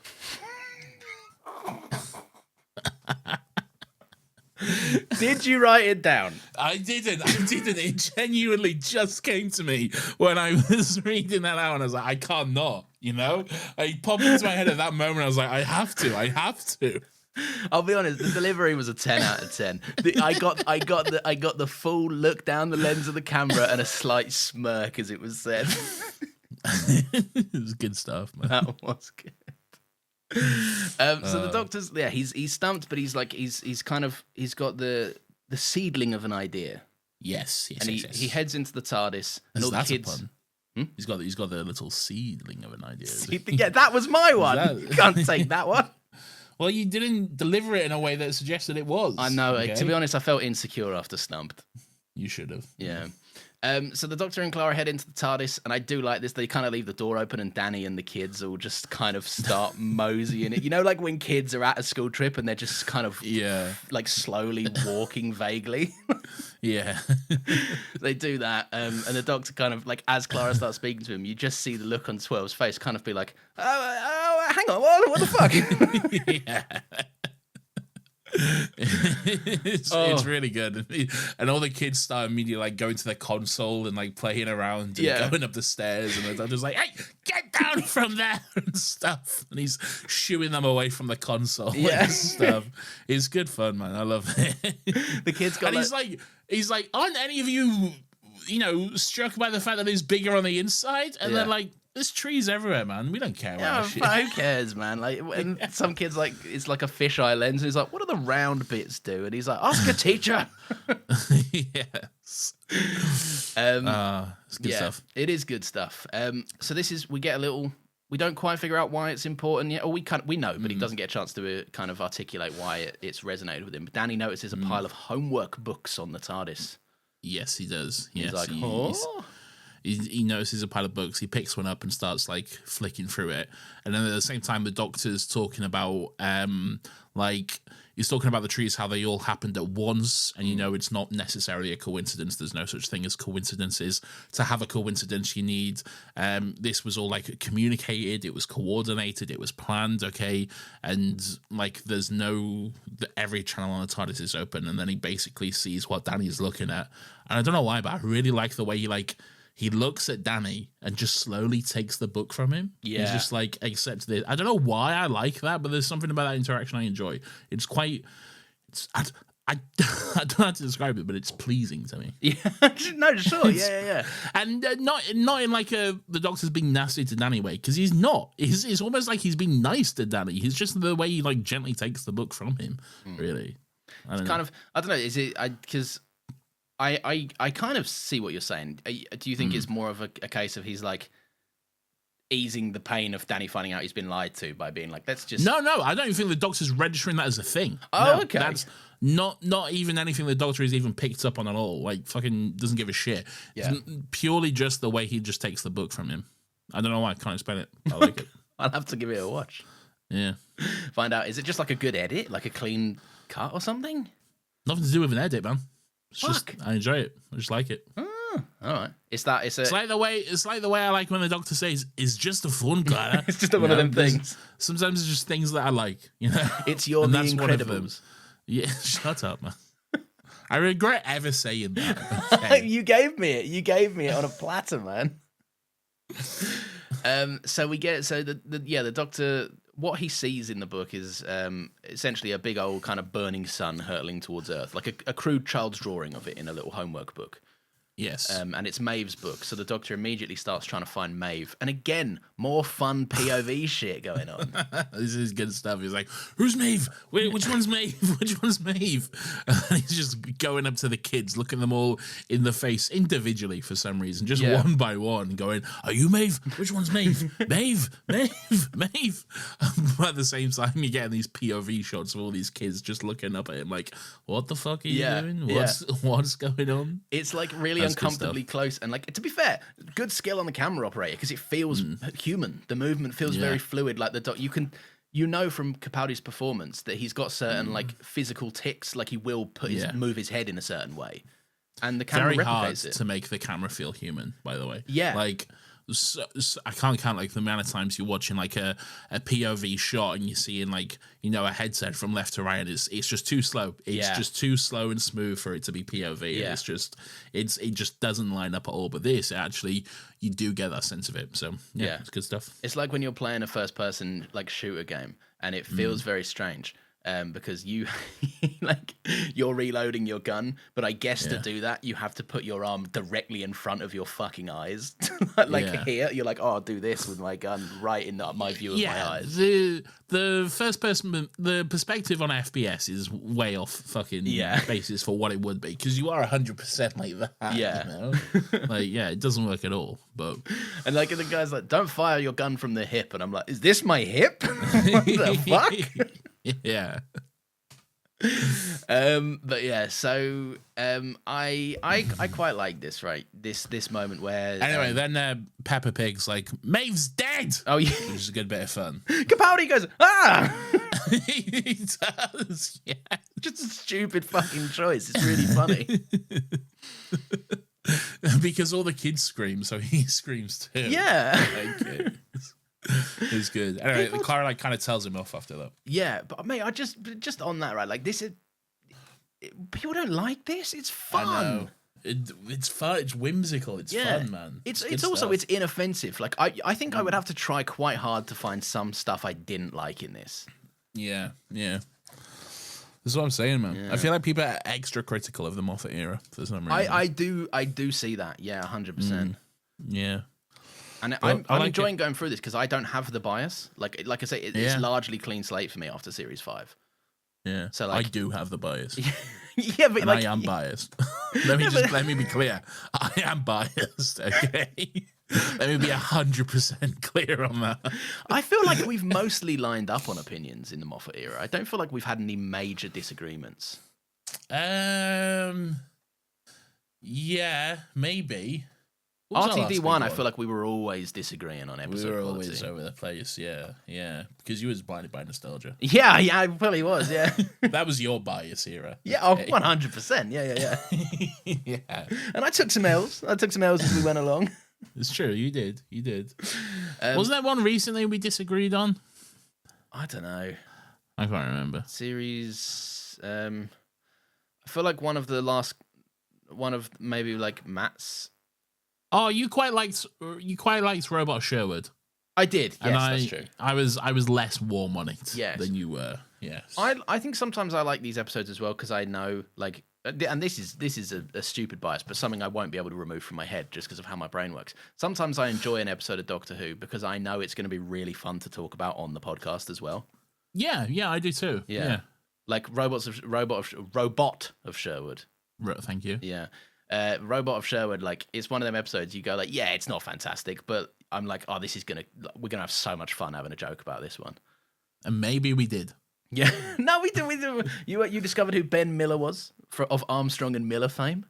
I could not tell you who that is. Anyway, what's going on now? Clara and the Doctor are having a word. Yeah. And she's like, hey, we got to find Maeve or whatever. Yeah. Maeve's sister went missing, Doctor. You should have known that and stopped being a knob. Yeah. Or something. Well, he shouldn't have known that. No, yeah. I don't know if that even happens. I just largely just made it up. She does say that, yeah. She does say her sister went missing last year. She's on, like, she's vulnerable, basically, is what Clara's saying. You know, she's on medication. She's barely functioning, you know, all this kind of stuff. And she's saying she even hears voices. And the Doctor's like, what do the voices say? This is the bit that I can see where people might have a bit of a wobble. Yes, I can see. Well, yes. Not necessarily yet, really. Well, I think there's one moment a little bit later, which is a bit. Oh wait, no, it is now. Yeah. Well, no, not necessarily. Yeah. Yes, no. I don't think he explicitly says it at this point, but like no, but it's Clara, the introduction of the idea, isn't it?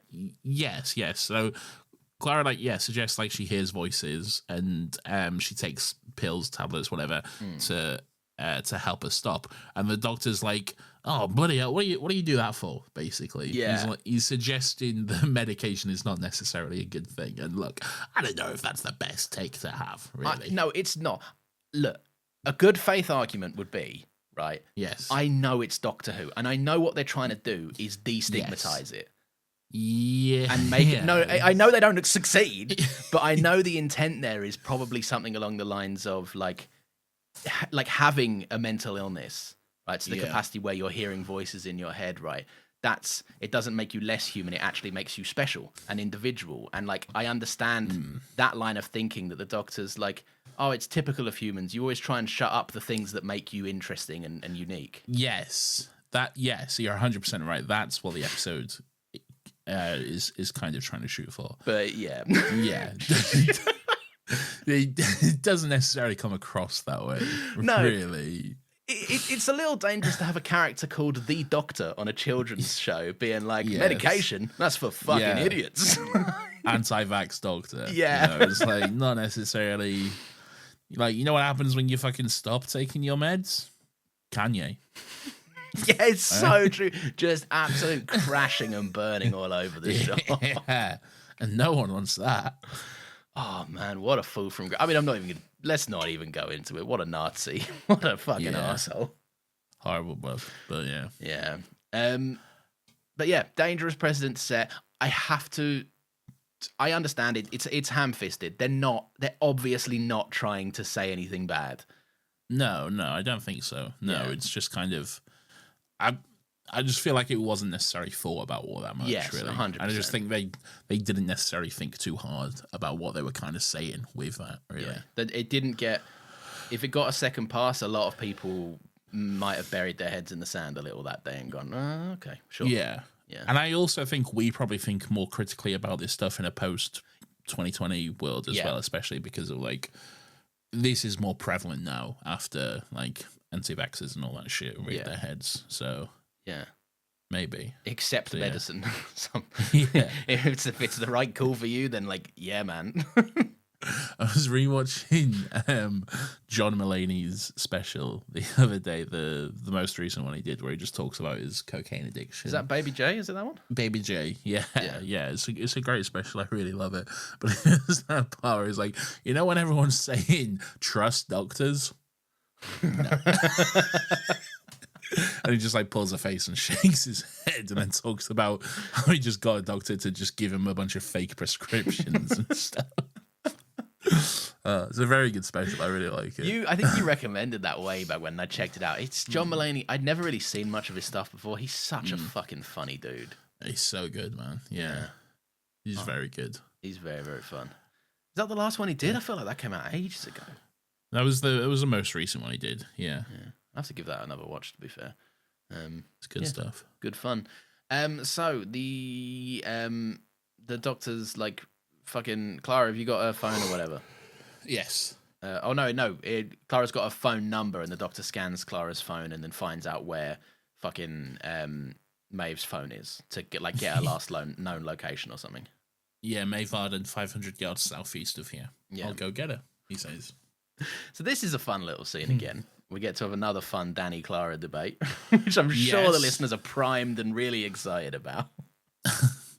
You keep saying this. I think it's fine. It's fine for us to go over it. Yeah, I don't know. I don't. Let's not do mad debates again. Is there anything to debate over here? Really though? Not really. No, I guess not. It kind of is just Danny. He kind of lets the seed go that like, oh, you fucking. What does he say? Something like, I haven't seen him for months. And Clara's like, yeah, why not? Sure. Yeah, he calls her out on it. He's like, oh, so you haven't seen him for months, have you? And then he's like, well, what about bloody homework then? Yeah. Think about that. What do you think about homework? And Clara's like, I'm leaving. Bye. Yeah. Yeah. Fine. Actually, is that at that point? She heads off fairly soon after that, I'm fairly certain. No, it's not at that point. Well, then I'm lost. It's the Danny says, yeah, you haven't seen you for months, but the homework thing comes up later. No. Oh, when they're on their way, they're talking on the TARDIS or something, or close to it. Yeah. Anyway, gifted and talented. Gifted and talented, Clara says. Yeah. Yeah. Did you know about this? You must know about this. I know about gifted and talented. Although not necessarily, because Well, I know that it's not gifted and talented. Basically, it's largely comprised of like kids with learning difficulties and stuff like that. Yeah. Gifted and talented is basically the special kids who have issues. Yes. You take them on trips to make them feel better. Yeah. Which it kind of makes it a bit mean when Clara's like, they're not actually fucking special. I just tell them that. She doesn't say that. She says something like that. She doesn't say they're not actually fucking gifted and talented. She just says, what does she actually say?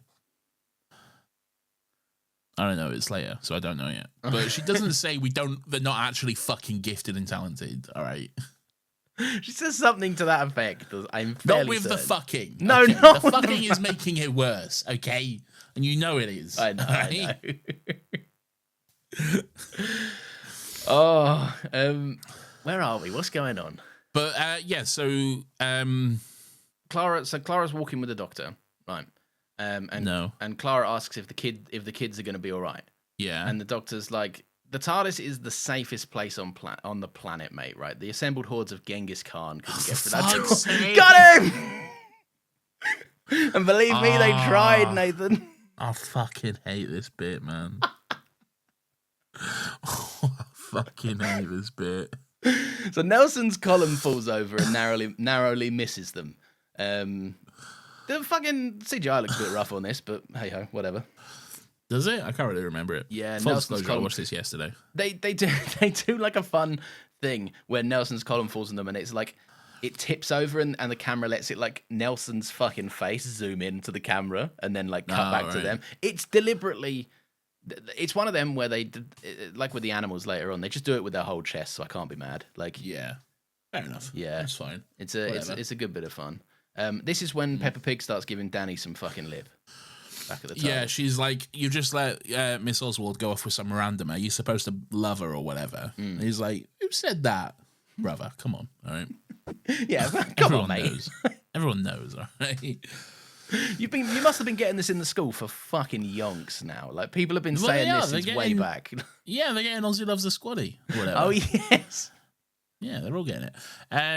So yeah, she's like, oh, she's probably dead now, crushed by Nelson or whatever. So they've killed her, and that's your fault, Danny. Yeah, you're an idiot. You shouldn't have let her go with that odd bloke or whatever. Exactly. Yeah. And he's like saying, stop letting your imagination run away with you. I don't know if you should say that to a kid, but all right. Yeah. Stop discouraging students. Yeah. You two are terrible teachers. But Ruby says, I'm not, though, because I haven't got an imagination. Ask Miss Oswald. Brutal from Clara. I don't know what she's been telling her. Danny and hits the kids are getting pissed off with Danny as well. Yeah, like he's saying, come on, team, and this boy's like, we will, just stop calling us a team. Frankly, I've had enough, Danny. Mr. Pink, you prick. Yeah. Oh, Mr. Pink would be an awful name for a teacher. Oh, it's so bad, yeah. 2 in the pink.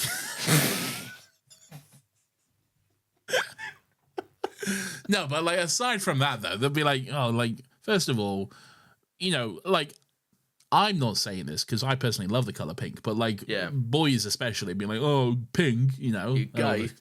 Yeah, exactly, all the shit they'd say with that. Yeah. And then like, well, it rhymes very closely with Sting. Yeah, it does. Yeah. So like, oh, Mr. Stink, you know, Mr. Pink stinks. Mr. Pink stinks. Yeah. Yeah, one in the pink or something. Do you know what I used to get? I wasn't bullied much as a kid, but everyone was bullied, all right? Yeah.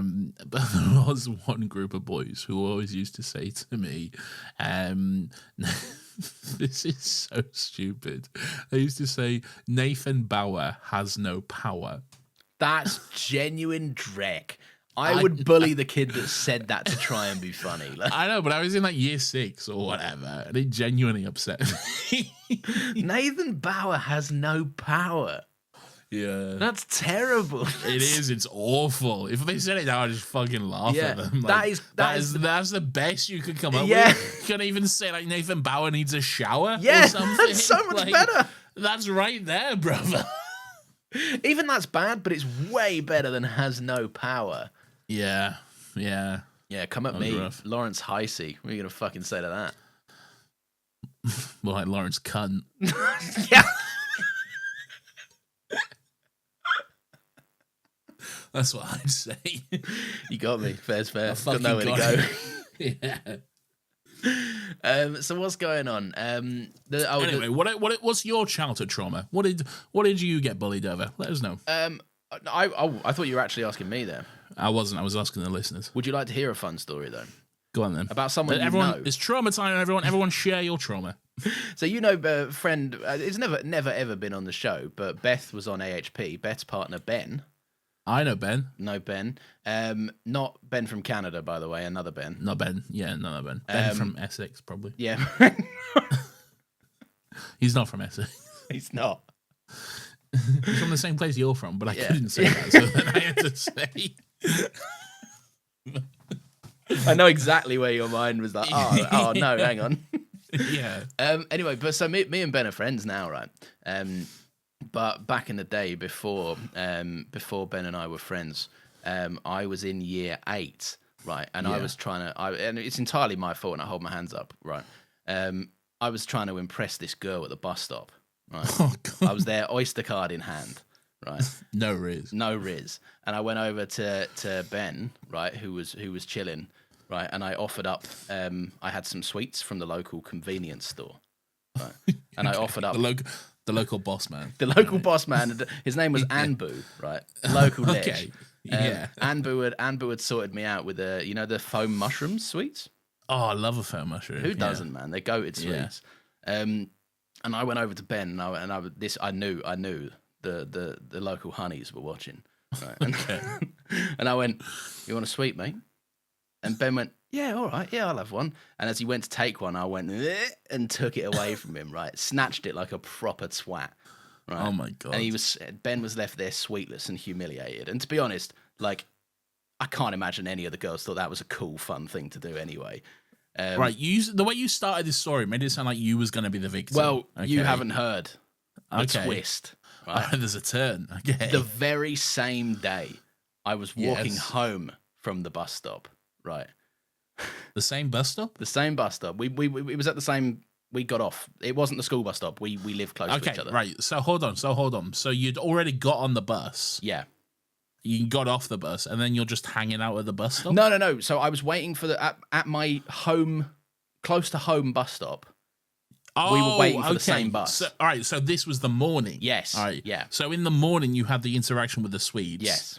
And then later on in the afternoon, once Yes. you're home, Yeah. Ben decides to exact his revenge, I assume. Exactly. Yeah. So we get off at the same bus stop. Right. Yes. I see Ben whiz to Anbu's. Yes. And I'm thinking, oh fuck. The Right. 'Cause local my confidence has plummeted at this point. Right. Yeah. Anyway, I have like maybe 100-meter head start on him. Right. Yes. I'm walking home. I know he's behind me. Right. And all of my confidence has fucking sunk like a stone. So I'm walking, Yes.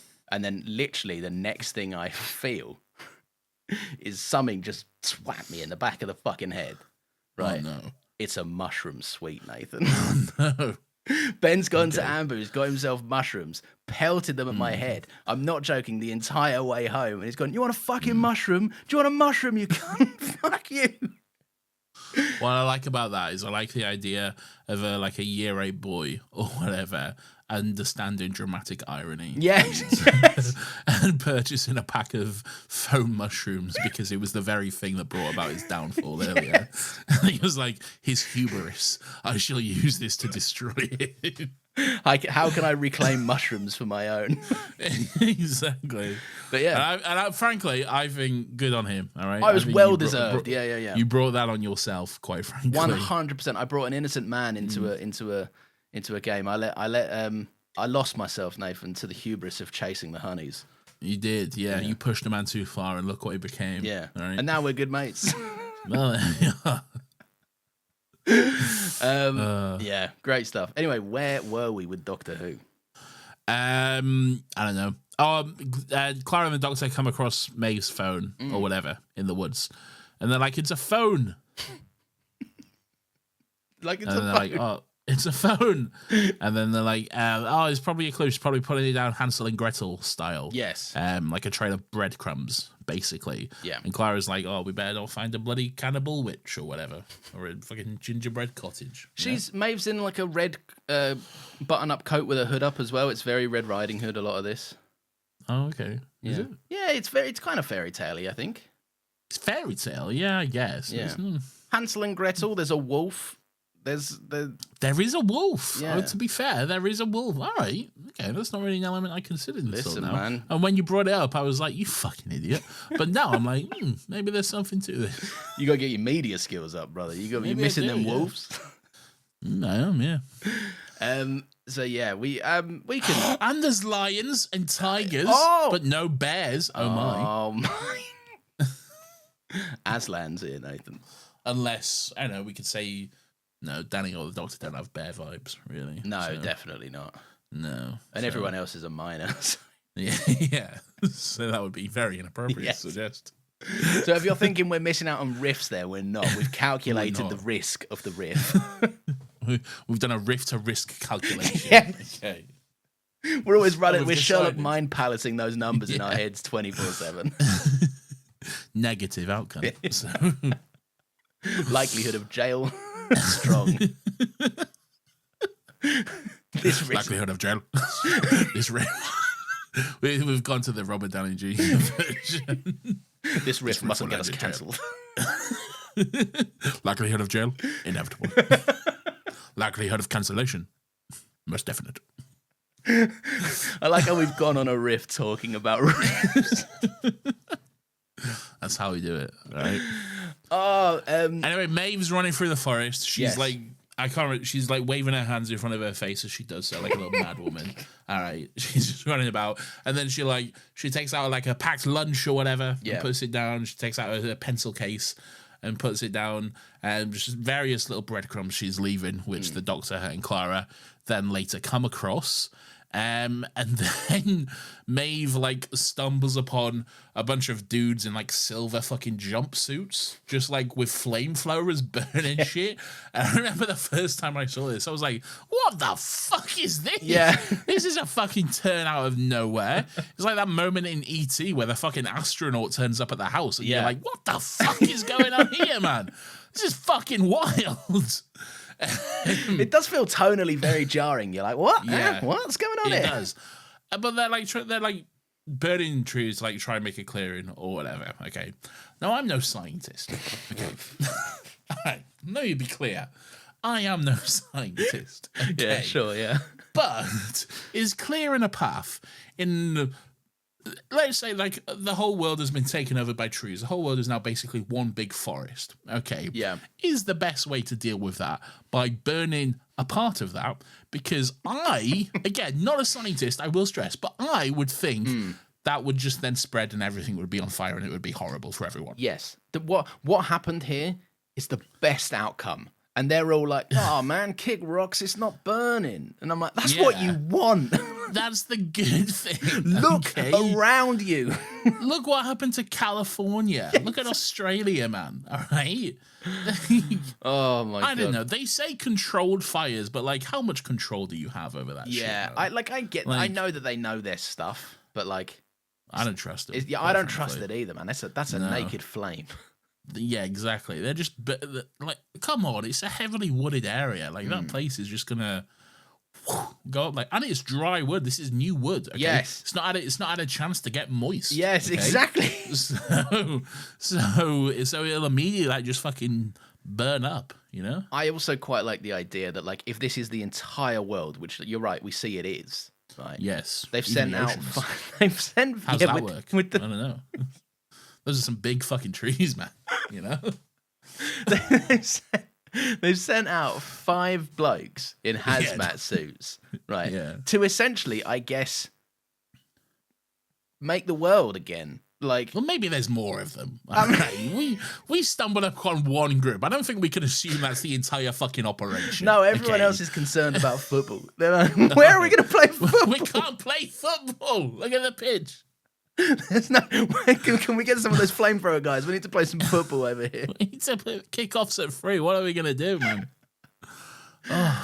Oh dear lord. Anyway, but yeah, so they're not burning. The doctor clocks this and kind of immediately is like, the trees are withholding the oxygen because they're smart trees. yeah. So it's good stuff. This is the first kind of. I mean, we kind of heard about it a little bit before, but the doctor's like, these trees are fucking sentient. Something's going on. The trees are having a fucking laugh, basically. Yeah. And then the doctor kind of clocks something. He pulls out Maeve's notebook again, and then he's like, "Oh, this is it. How did she know? How did Maeve fucking know?" And he explains that there's a massive solar flare headed to Earth, much like the one on the Bank of Carabraxos, which took out all their security and shit. And somehow Maeve knew about this because she drew like a little cartoon sun, just like throwing like a big thing at the Earth or whatever. Yeah, and it was dated for today, so she has prophesized this event. Yeah. Yes, she's done a prophecy. Good on her. Good on her, mate. Set yourself high. Like, fucking why not? Yeah. I wish I was one of those kids that fucking people listen to. Like, I wish that I could have gone like, I wish 2012 was me. I wish I had something to do with that. Like, what do you mean 2012? Like, you know, the Mayan calendar, the world will end on 2012 or some shit. Oh yeah, I remember that day and just being at a shopping center and I remember exactly at the exact time I was just at a Starbucks, like a little cafe at a shopping center in somewhere in Wales, Newport in Wales, I think. And then I was looking at my phone like, fuck, it's coming up. The time is actually coming up, and then it passed, and I was like, well, that was underwhelming. Yeah. I just went back to my hot chocolate or whatever. It's like that episode in Parks and Rec, you know, the cult that meet in the park every year. Yeah. And Ron sells them all flutes every year because they always need it for their ritual or something. And they're like, oh, we must have got it wrong. Same time next year, I guess. Yeah. And they're always like, can I pay in a check? And then they all laugh to each other. And Ron's like, yeah, that's fine. I don't mind, yeah. So yeah, the doctor's like, the whole natural order of the planet is the whole natural order is turning against the planet, but why now? And it turns out it's that big old fucking solar flare going on. Yeah, interesting to know. Clara's like, hey, this is Maeve's notebook. Where did you get this? And the doctor's like, oh, you left your marking on the TARDIS. And Clara's like, oh, yeah, fuck. You don't think Danny saw that, do you? Do you think Danny saw that? Yeah. And then the doctor's like, right, I've just told you that a big solar flare is coming to wipe out the planet and you're worried about a row with your boyfriend. Yeah. All right? I mean, I fair. get it. Yeah. It's a fair point from the doctor, I think. Yeah. Yeah. She's such a problematic queen. I know. This is when she drops the. I wrote down my note is Clara drops some sad truth for any child who's ever been in a gifted and talented setting class. Oh, brutal. Like no, this is when she says like, I call them gifted and talented, but they're not actually gifted and talented. Right, you know that though. I feel like if you're in the gifted and talented, you know that. You're not looking around and thinking we're all fucking geniuses. No, but on a kid show, it feels like a bit of a mean-spirited remark, doesn't it? Like, but I feel like you know. I get The it. actual quote is, they're not really gifted and talented, don't you? I just tell them that to make them feel good. Look, Which I think is fine. Like, she's not saying it to the kids. yes.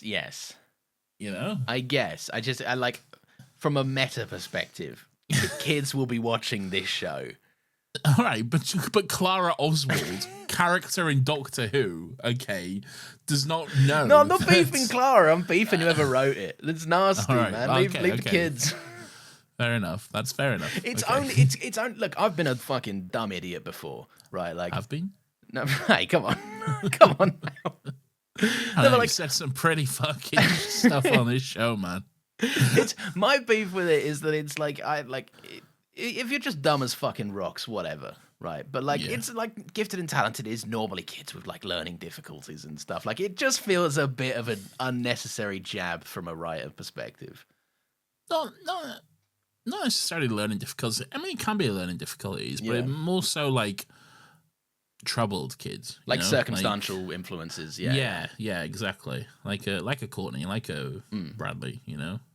Like as I said on that episode with Courtney, there are angry kids, but there's often a reason those kids are angry. Yeah. Okay. Yeah. And that's what's not necessarily talked about. Yeah. Yeah. So maybe this writer needs to go and spend some time in a school and really just envelop himself in the culture a little bit. All right? See that not everything is so black and white, and maybe do some growing. All right. How dare he write that one line? It was a bit weird from you. Anyway, then they're interrupted by the howling of a wolf. Oh. And they're like, no, because we're in London. And the doctor's like, yeah, there's a fucking zoo in London. Oh, you mean a zoo? The zoo with a pack of wolves? The zoo that has just had its gates mangled by trees? Yeah. Interesting idea, I think. It's quite interesting. Yeah, makes sense as well. It does make sense, yeah. What other shit would fucking happen? You'd imagine, because like London's a 24-hour city. Yeah. Okay. And this happened overnight, so like you can like there'd be like buses in operation and shit like through the night and stuff. So you presumably there was just one poor bus driver, or like many poor bus drivers just driving along and just got fucking mangled by like trees and shit. I don't know though, because like I guess they avoid cars, do they? Do we ever see any cars in this episode? This is one of the downfalls of this episode. It's London, right? The fucking, literally the capital of the fucking country. Yeah. And there's knee cunt around. Yeah, there's no cunt around anywhere. Yeah. One of my notes later on says, because it's revealed that Maeve did this in her head or something. Right. Yeah, something like that. Yeah, and she's like, I thought it'd be a nice idea. And I just love the idea of like Family Guy style hard cutting away to just a million mangled cunts impaled by trees. Yeah. I don't think they'll be impaled by trees, but if they shot up out of the ground, no, because they fade in all cutesy, don't they? Yeah, I think they're smart trees. So I assume that the trees would know where they're sprouting up, because they're not like sprouting up through buildings, are they? That's true. Yeah, like we do see homes and shit, and they're not like just there's now a tree in the fucking living room, is there? Yeah. So assumingly they know what to avoid, I guess. I guess it's just open air environments, I guess. Yeah, just open spaces, really. Yeah. But apart from those gates of the zoo. yeah, fuck them. Yeah. So I don't know, all right? I don't know. Yeah. So anyway, there's a wolf. Yeah, there's a spooky wolf. Well, there's 2 spooky wolves on Maeve either side of many her. wolves. Many wolves. I like how this is kind of shot the over the shoulder, and Maeve's in the middle, and then it cuts to the other. It pans over, and there's another wolf. Yeah, this turned out to be a long episode. Fucking hell. Yeah. Oh my god. Right. Anyway, Clara needs to boost Maeve and pull her over the. Let's get through this. Yeah. What the fuck happened? I don't know. I don't know how that time ran away with us, but I just noticed, like, fuck, 2 hours, really? Bro, we're just shit, man. We're fucking yapping. We are just yapping away. Oh god, we're like a page and a half away on my notes too. Fluent in Japanese. Anyway, so the howling, there's wolves, and then Maeve like runs into these wolves. And then this is where the Doctor and Clara also run into Maeve, just in the nick of time, and they need to like get Maeve safe because there's like a fence in between them, like a gate sort of thing. Yeah, basically. Yeah. This is the bit where Clara needs a boost from the Doctor, and then Maeve's like, never mind that, there's a door here. I'll just use the fucking door. It's good stuff from Maeve. Yeah, smart thinking. It's a good thing it wasn't Ruby. She'd have been fucking eaten alive. Yeah, Ruby would be dead. So yeah, that's pretty good. Yeah, so that's good. But then like the wolves are approaching and they're like snarling and snapping and everything like that. But then they just fuck off. Then they're just like they run away. They're like, oh fuck no, and then they run away. And then they're like, ha ha ha, yeah, those wolves are rubbish. Fuck those wolves. And then, but then Clara's like, but what are wolves frightened of? Yeah. And then a tiger shows up. It turns out to be a big, definitely there tiger. It's definitely there. Well, look, all right. You can't just get a fucking tiger. No, you can't. Okay. All right. That's so dangerous, first of all, to film with a tiger. Yeah. Okay. Yeah. There's like all kinds of safety shit. There's children around. You cannot expect them to just get a fucking tiger. Okay. You know me, I always admire a big fucking swing. Right. Yeah. And like, yeah, it looks awful, but like, fuck 'em. Yeah. Like, who cares, man? It Doctor Who has hardly ever been known for its fucking seamless CGI in every single turn. Like, I fucking love tigers so much, man. yeah, they're cool. I genuinely do. They're such beautiful creatures. And also, they are, I know like this is what they're called, so obviously, but they literally are just big fucking cats. Yeah. Like, they're just cats, but are somehow bigger and stronger than like fucking anything you will ever know. Yeah. Like, but they still act like cats. Yeah, you know? sometimes you see like videos of the people that like raised those tigers. Like if they're like domesticated and they're like extremely cuddly, like they don't know the size of their own fucking strength. Like they will jump on. Shouldn't do that though. Yeah. Even if you've raised tigers, that can still be extremely fucking dangerous. Yes, like yeah. the moment food is involved in the situation, they will fucking turn on you in an instant. Yeah. Okay. The cats, So, like, cats by nature aren't loyal. Yeah. Yeah. Like, don't be hugging tigers, and definitely don't like go to fucking Thailand to get like a picture with a drugged up tiger or whatever. Yeah. Don't be a prick. That's awful. I hate seeing that shit, man. Yeah. Do you like the tiger that came to tea? We went to uni with someone who like was very proudly displayed that, and I was just like, you're a dickhead. Was that one? Yeah, it was. That one. I love that we know that one. She broke the door. Yeah. Yeah. We know that one. Yeah. What do you think of the tiger that came to tea, though? What I know about that is my little sister had that book and read it. Nazis. And then it was like a show or something. Yeah. Was it a show? It was like a show, not a show, but like a special, like a Christmas special or whatever. Like they made the Gruffalo. Oh right, yeah. So like a one-off, one of them short one-off things. Yeah. They showed it at Christmas or whatever. You know, That's weird. Some BBC One. It's a Nazi thing, isn't it? What? You not heard about this? I've never read the book. What, the tiger that came to tea? Yeah, because it's all about how a tiger shows up at your door and basically demands dinner with you. Is he a Nazi? Yeah, it's an allegory for like the fucking SS showing up at your door and being like, let me have a look about your fucking house if you don't mind. And also serve me dinner, and also I could kill you at any minute and I'm off. Bye. Maybe I'll come back tomorrow. Who knows? No, I didn't know that. Yeah, big Nazi business. It's quite cool. Yeah.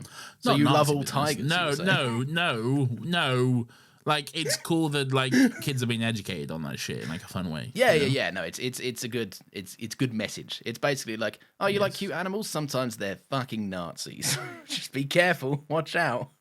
More kids' books should be like that instead of like, hey, you do a poo or whatever. Yeah. Well, no, some of the you do a poo books are important to learn how to do poos. Are they? Yeah. No, but they're like, hey, we all do big poos or whatever. Well, we like, do. Do we need to know though? Like we just do that though. My kids, like I've never once wondered, I've never once thought I need to learn about how I do poos. Well, no, I because just do them. No, but that's because your parents probably fucking showed you how to do a poo. Even this is how you curl one out. No one don't say that, first of all. All right, and no one shows you how to do a poo. You just do it. Yeah, you do a poo, but you have to learn how to like do it on the toilet. You need to be potty trained. You get potty trained. All right, but I don't think those poo books are like potty training. I think a lot of them are about like. I don't think they are. They're just like everyone poops, and we're all doing poos. Everyone's doing a poo. Oh, well, and like there's a man doing a poo. You know, it's a man doing about people. What's he doing? Like, I don't know, but they're all just about poos. I got you this book. It's called "There's a Man Doing a Poo." You open it, it's one doing a poo. Anyway. This is why. Stop writing books about poo. All right? Stop writing poo books. Stop writing poo books. All right? Not Winnie the Pooh. You can write more of those, I guess. What does Winnie the Pooh say? My wife was talking about this the other day. No, he says like I'm. Oh, there's a song where he goes short, fat, proud of that, and I'm like, that's a vibe. I don't know that. I don't know. Catch bro being proud of being short and fat, man. That's my MO. I'm all over that. He says, "Oh bother," and he says, "I am Optimus Prime in a different universe." He goes, give me that fucking Ewan McGregor's my dad or something, or is that kid that I hang out with? What? Ewan McGregor, Christopher Robin. He plays him in that movie. Does he? Yeah, and he's like, poo. I don't know what you're on about, but all right. Choose life. That's what he said. That's fucking. No, it's in Winnie the Pooh. Train Spotting. No, it's in Christopher Robin, Winnie the Pooh. No, it's not. It's in Train Spotting. I don't even know what Christopher Robin is, but Choose Life is from Train Spotting. No, he's shooting up with Winnie the Pooh. You've obviously misremembered the scene. Fuck off, man. We need to get through some of this. Ewan McGregor was never in a Winnie the Pooh movie. He was. He's in Christopher Robin as Christopher Robin. What's Christopher Robin? The movie about Winnie the Pooh's mate or whatever. There's a movie about Winnie the Pooh's mate? Yeah, and he's like, I'm Winnie the Pooh's mate. Who's Christopher Robin? Christopher Robin's the little boy. Oh. But Ewan McGregor plays like grown-up Christopher Robin, and then he's like, oh, Winnie the Pooh's still here. Oh, so it's like Hook? I guess in a way, yeah. You don't know what Hook is, do you? No, but I know the premise of it. It's like all the kids are fucking older, right? What kids? Like Wendy and shit. Who's Wendy? Wendy's the one that Tinkerbell wants to kick in the face. Who's Tinkerbell? Shut the fuck up! I know who Tinkerbell. Shut up. Wendy's played by Maggie Smith in Hook. Is she? Yeah. I'm Wendy. She grows up then. Because Maggie Smith do be old. Do be dead actually. R.I.P. That's kind of the point in the movie that she's old. Oh, okay. All right. Who's Peter Pan? She's supposed to be old. Robin Williams.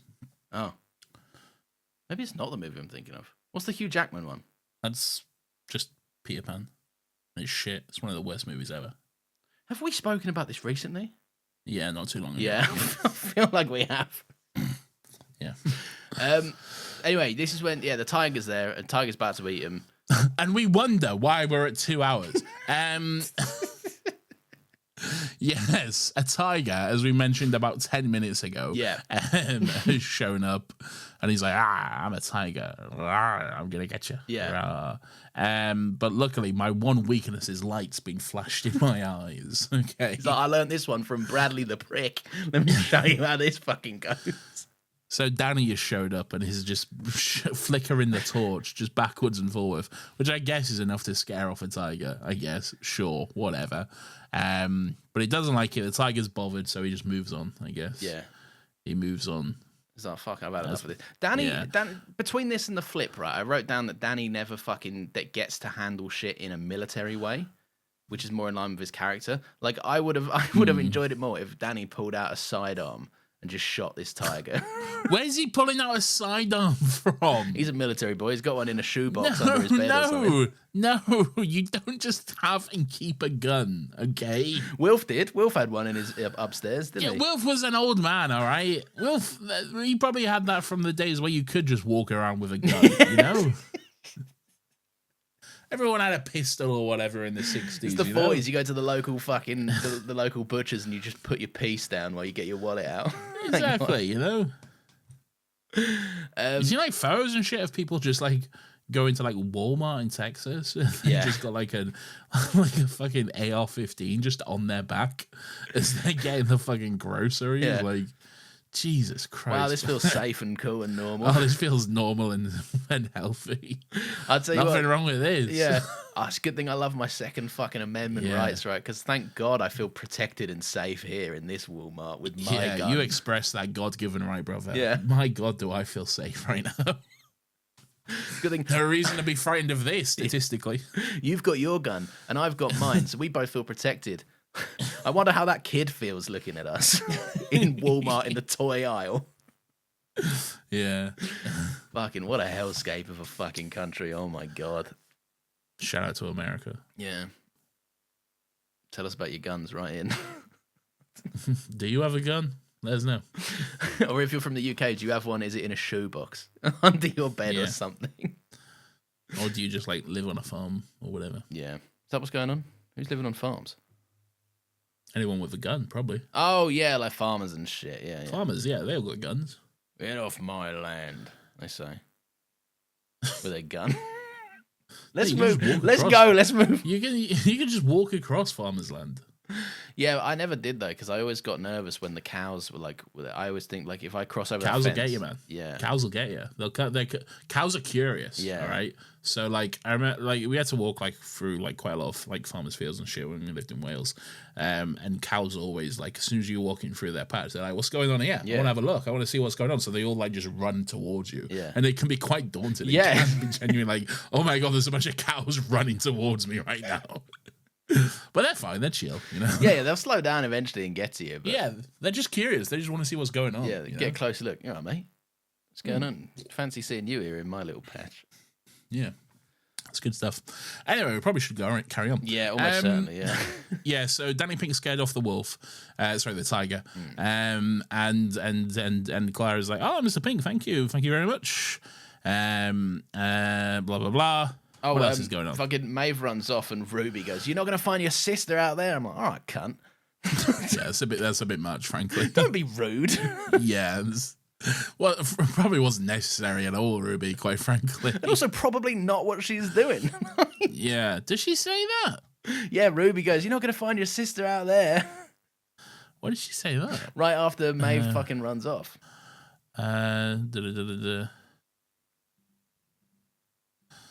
It might not be in. If you're looking at the script, it might not be. Oh, yeah, no, I got it. Yeah, I've got it. Yeah. You won't find your sister out there. That's brutal, man. Yeah, prick. Also, she might. Like, it's London. Yeah. You might bump into her. Later, we'll talk about that. But yeah, you might bump into her. Clearly, she didn't go very far, but we'll talk about that. Oh, we certainly will, yeah. Anyway, yeah, so Maeve, she's waving around. She's like, fucking, like, the doctor's like, "What's going on? What are you doing?" And Clara's like, "Oh, it's just a nervous tick." And the doctor's like, "It's not a tick. You're an idiot, all right? What's she doing? So then she runs off. Ruby just delivers that brutal line, which is unnecessary, but whatever. Yeah. And then she's like, it's coming for everyone," as she's running about and stuff. And then the doctor's like, "Maeve, what the fuck is going on with you? All right? Yeah. Tell us what's going on. You can hear what's happening. What the fuck is happening?" And she's like, "I did this. It's me. I did all the trees and everything." And then basically the doctor is just like, he does a thing and then she starts talking in a weird alien voice. Yeah, basically. I kind of like the voice. It's like a deep voice melded with her child voice. It's quite interesting, I think. It's pretty spooky, I guess. We are the tree people or something. We are the tree people here. Oh, wait, hang on. Wait, let's do we are the tree people. You go high, I'll go low, and this will be what it is. This will not work. I'll line us up. Okay. I'll line us up. All right. So, okay, great. Okay. Wait, am I doing deep? You go deep, I'll go high. Of course I am. Shut up. Manly testosterone voice. Right, ready? 3, 2. Wait, what are we saying? We're saying we are the tree people. Okay, we are the tree people. Yeah. Okay. All right. We are the tree people. Yes. Like that, Yeah. Okay. All right. 3, 2, 1. We are the tree people. Here's the thing. I'll do it, then you do it, and then we can just put it together in post. That's probably the easiest way to do it. Yeah, isn't it? maybe. Yeah. All right. We are the tree people. We are the tree people. You have to elongate the R a little bit. Okay. We are the tree people. We are the tree people. Good. I'm sure you can make something. Yeah, well, that'll come. Right? Yeah. Yeah. That'll all come together quite nicely, I reckon. I'll do it after, but I'll keep in all of us hearing it. Oh, yeah. Yeah. And here's the finished product. Yes. We are the tree people. So there we go. Did that work? Let us know. How did it sound? Fucking 210. 210 we're on, by the way. It's going to be longer. All right. Look, we finished the podcast this week with Jonesy for our podcast fix. Okay. Right. So yeah, this is kind of where the episode gets a little bit like, who cares? Like with all the tree solution shit. Yeah, this is where I get like a little bit like, who cares? Yeah. Like, this is probably where I'm just like pulling out my phone for a little bit here, you know? Like, just seeing what else is going on, Yeah. you know? What's going on with the world? But it's fine. Yeah, but it's fine, you know? Yeah. The crux of this, a lot of it anyway, is like the doctor basically being like, the Earth is essentially fucked, and Clara's like, but we love trees, and the doctor's like, you cannot stop chopping them down, mate. Like, Yeah. as a people, you guys actually suck for trees, and you don't deserve them. Trees are cool. Yeah, 100%. And this is when basically they're all convinced, like, oh, this is just it. The solar flare is going to wipe us out. The humans have had their day. This is just a natural event.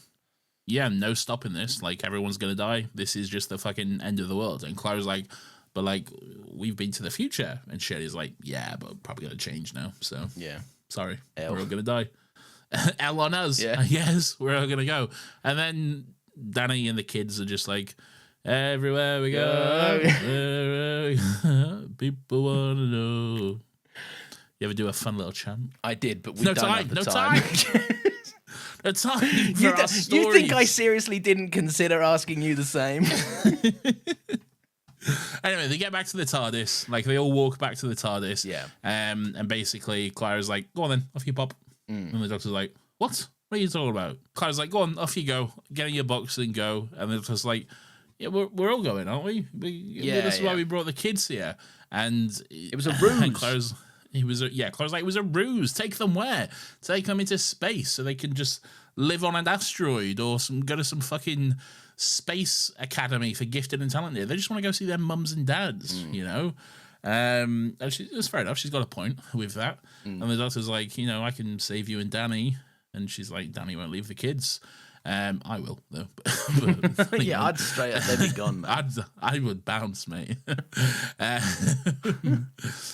and then he's like, I can save you, and she goes, I just don't want you to. And then what I really like about this moment here is she's like, just don't make me say it. Don't make me say it, doctor. And then he goes, say what? And she goes, I don't want to be the last of my kind. Oh, that's got a sting. That has got a wound like a knife to the heart. Yeah. You know? What's your read on that? What do you think it wants to avoid by not having that fate? I mean, it's not necessarily like, I don't think it's necessarily like a criticism of him. Yeah, it's not in a a shot, way. I don't think.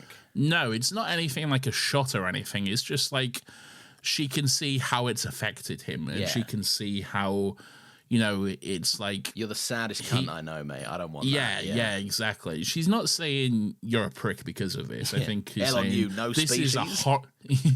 this is a horrible thing that's happened to you, and I don't want it to happen to me. Okay. Yeah. I like this. I like when the doctor says, this is my world too. I walk your earth. I breathe your air. He also says that he has a duty of care, okay, which is quite a big thing for the doctor, for this doctor. This is the first instance of it, but it does come up again.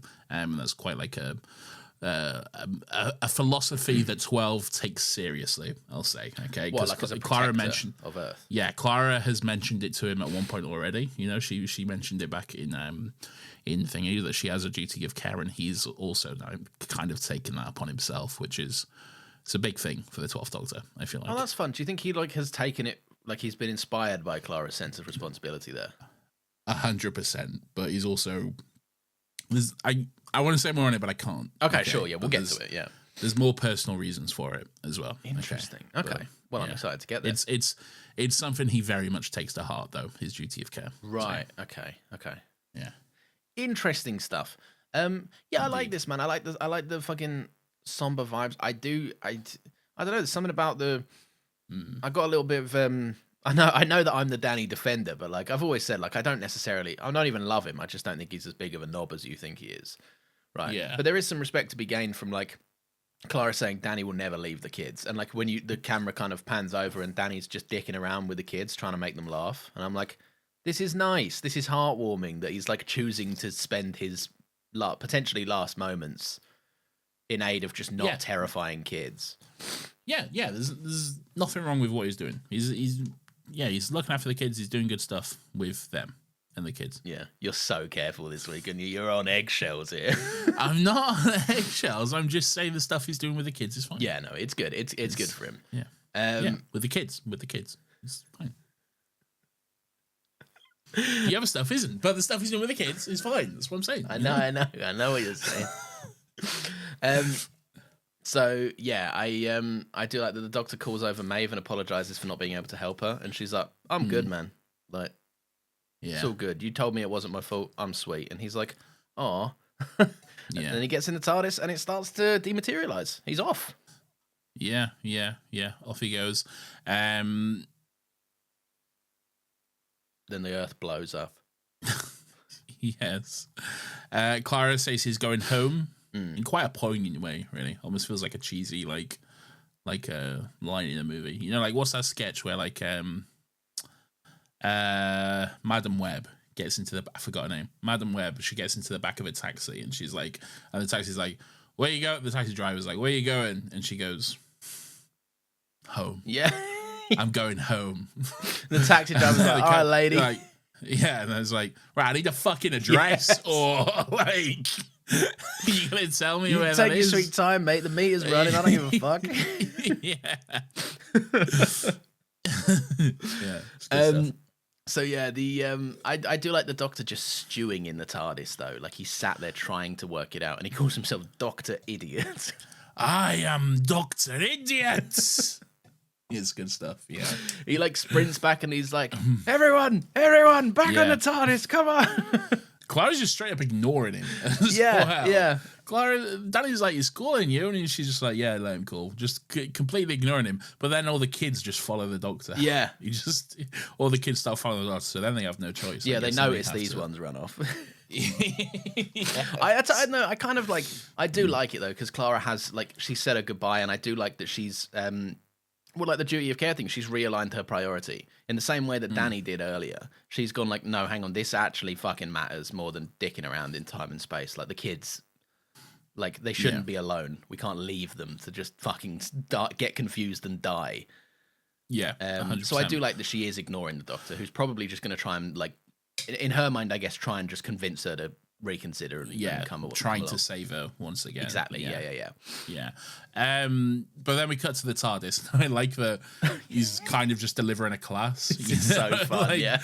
All the kids are just sat on the stairs, and Danny and Clara are on the stairs as well. Yeah. As he just explains what's going on to them, which is all quite fun. Again, like fun POV shots and everything as well. But yeah, he's just basically explaining that. So there's a big solar flare heading to Earth. Yeah. But the trees being here are actually good because, you know, we saw that they're flame-proof earlier, and so they're flame-proof to protect us from this big solar flare, which has happened before. Apparently, it's happened a few other times in history.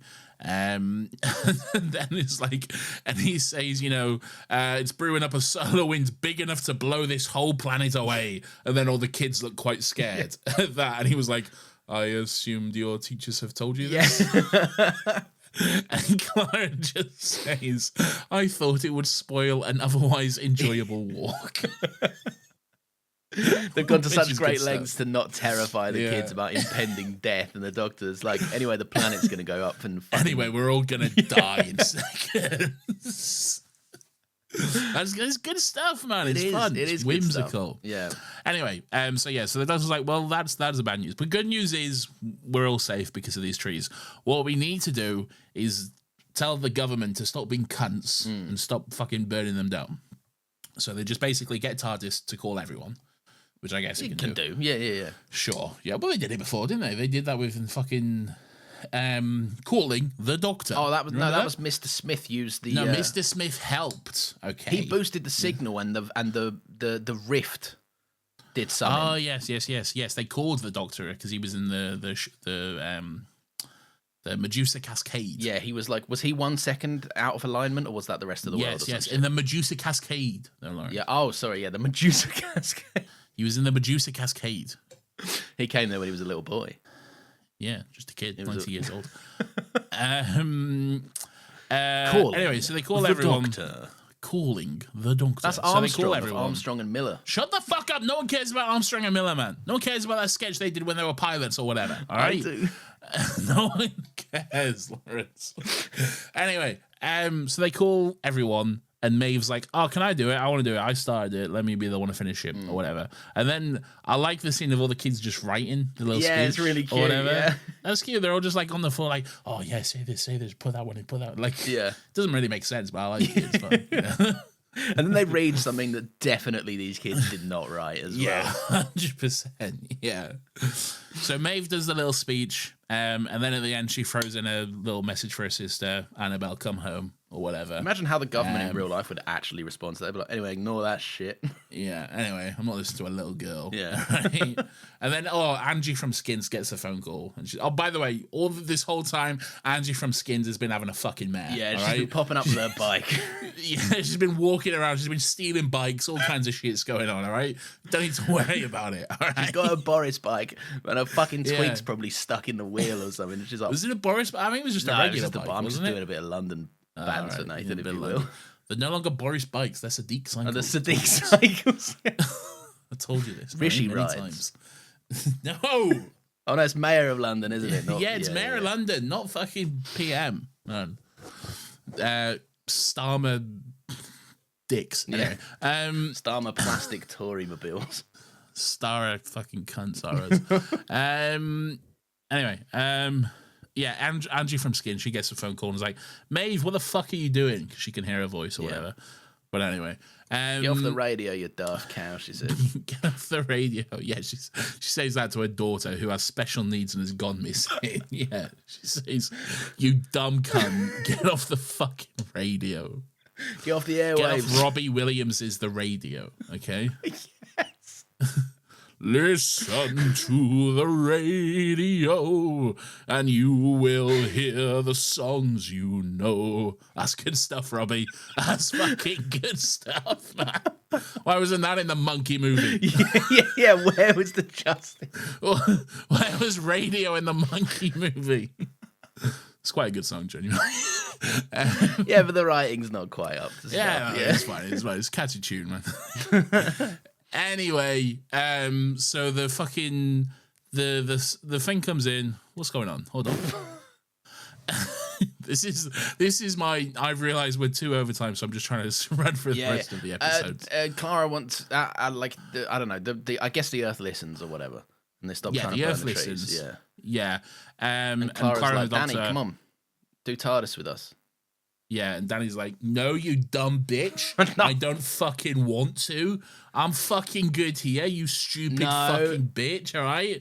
You go do your little space stuff, all right? Go on your silly little space adventures. I'm happy here. This is enough for me. I actually like these school kids, you know? But you go on your silly little space adventure. You do what you want. If that's what you want to do, Clara, right, you go do that. Look, I will win this argument already, right? By saying that to make your point, you have to say a bunch of lines that weren't said, and to make it could, because it's the subtext, Lawrence. No, it's the subtext. It's the meaning. It's the meaning behind the words. I think it's a nice sentiment to say, I don't want to see more. I want to see what is already in front of me more clearly. I think that's a nice sentiment to put out there. That's fine. That's fine. But you don't have to be so dismissive of her interests to do that. I don't know. Last week he had too much of an opinion, and now you want him to have more of one. No, I don't want him to have more of one. Like, if he's happy doing nothing, then fucking whatever, good for him or whatever. But it's just the way he talks to her about Clara. Like, no, I'm good. It seems like he's looking down on her. It's very dismissive. I don't know if he like is. It seems that way to me. I don't like him. Fine. We'll never agree on Danny Pink. We never will. He's dismissive and manipulative, and I don't like him. He stinks, and I don't like him. He stinks, and I don't like him. I have a vague construction job in New York City. I need to move some poles, and I got a crane. Hey, I'm wearing this hard hat or whatever, and a little vest. I got my white T-shirt on and my jeans. I'm in a little construction. vest, a little high-vis vest. Yes. Anyway, good on them. So anyway, they kiss because they have a little kiss, and all the kids are like, "Ugh, that's fucking rank." We kissing. Oh no, they're all like, "Ooh," aren't they? Yeah, but there's a bit of that, like a mixture of like, "Ooh, kissing." I thought they were all like, "Ooh." I don't know, maybe they might be like, "Ooh, like ooh." What were I you? thought they were all like, "Ooh." What were you like? Anyway, me? Yeah, were you ooh or I was I was ooh. Phenomenal podcasting. Could have been me. So Clara tries to fucking lie again, by the way. Walking back with Danny. And Danny's like, mate, just fucking tell me the truth. I don't care what it is. I want to trust more and fear less, right? I don't even care what it is. Just fucking be honest. What do you think of this scene?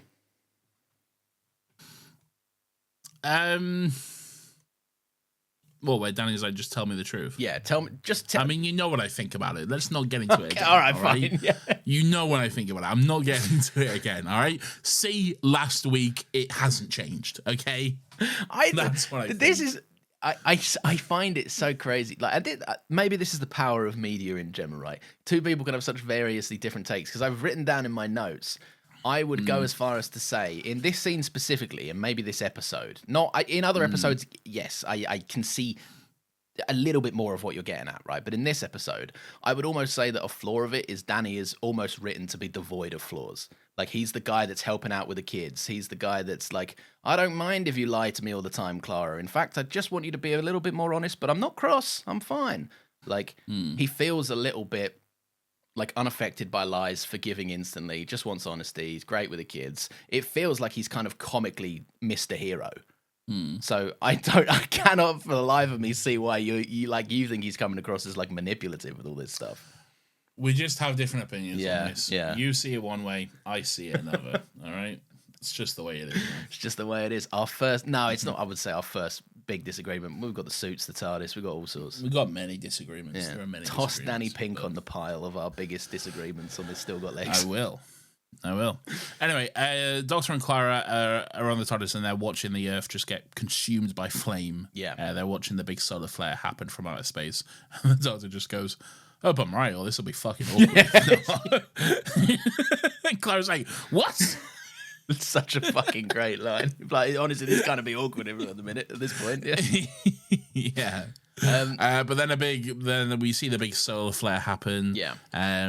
We see it happen, and then we see Missy again. She's watching it on a little monitor, and she's like, "Well, that was a bloody surprise. I love surprises."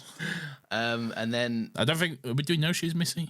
Oh, she said she's Missy the first. She said she's Missy, yeah, but we don't know who Missy is. We don't know who Missy is. Yeah. None of us know. No. You don't know, do you, Lawrence? No, definitely not. This is all news to me. Yeah. I know some stuff about next week. You know, I think you know pretty much everything about it. No, well, not everything, but you know quite a bit. I can't remember the plots. I remember that thing that happens. I remember the monster that's in it, and I know the Missy thing. Okay, well, there we go. Good stuff all around. Anyway, there's more Doctor and Clara watching stuff. The trees all fuck off, and London's fine again. Yeah, London's fine again. She's like, "Oh, you forget all the time and stuff. You put it into like fairy tales and whatever." Yeah. And then let's go to the next segment. Yep, I completely agree. Yeah. Yes, good stuff. It's sick. Yes. Well, two birds, one stone. Weirdo of the week.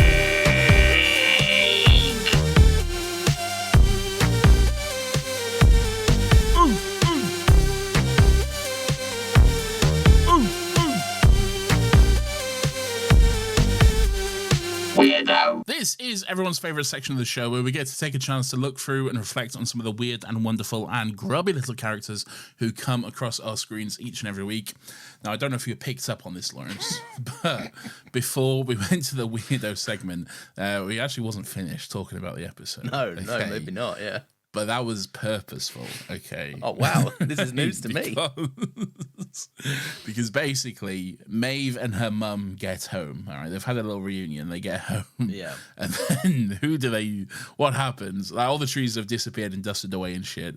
But they see their daughter. Well, they see Annabelle, Maeve's sister, Angie from Skins' mum's daughter. Yeah. Not Angie from Skins' mum, just Angie from Skins. Yeah. Her daughter, who was just in a bush, apparently, just outside the flat. Anyway, that's my weirdo. Yeah. Annabelle is my weirdo. Oh, okay. All right. We do actually have different weirdos. I mean, just the scene in general, basically. But like, if you need to put someone down, it will be Annabelle. But the scene in general, first of all, the whole scene.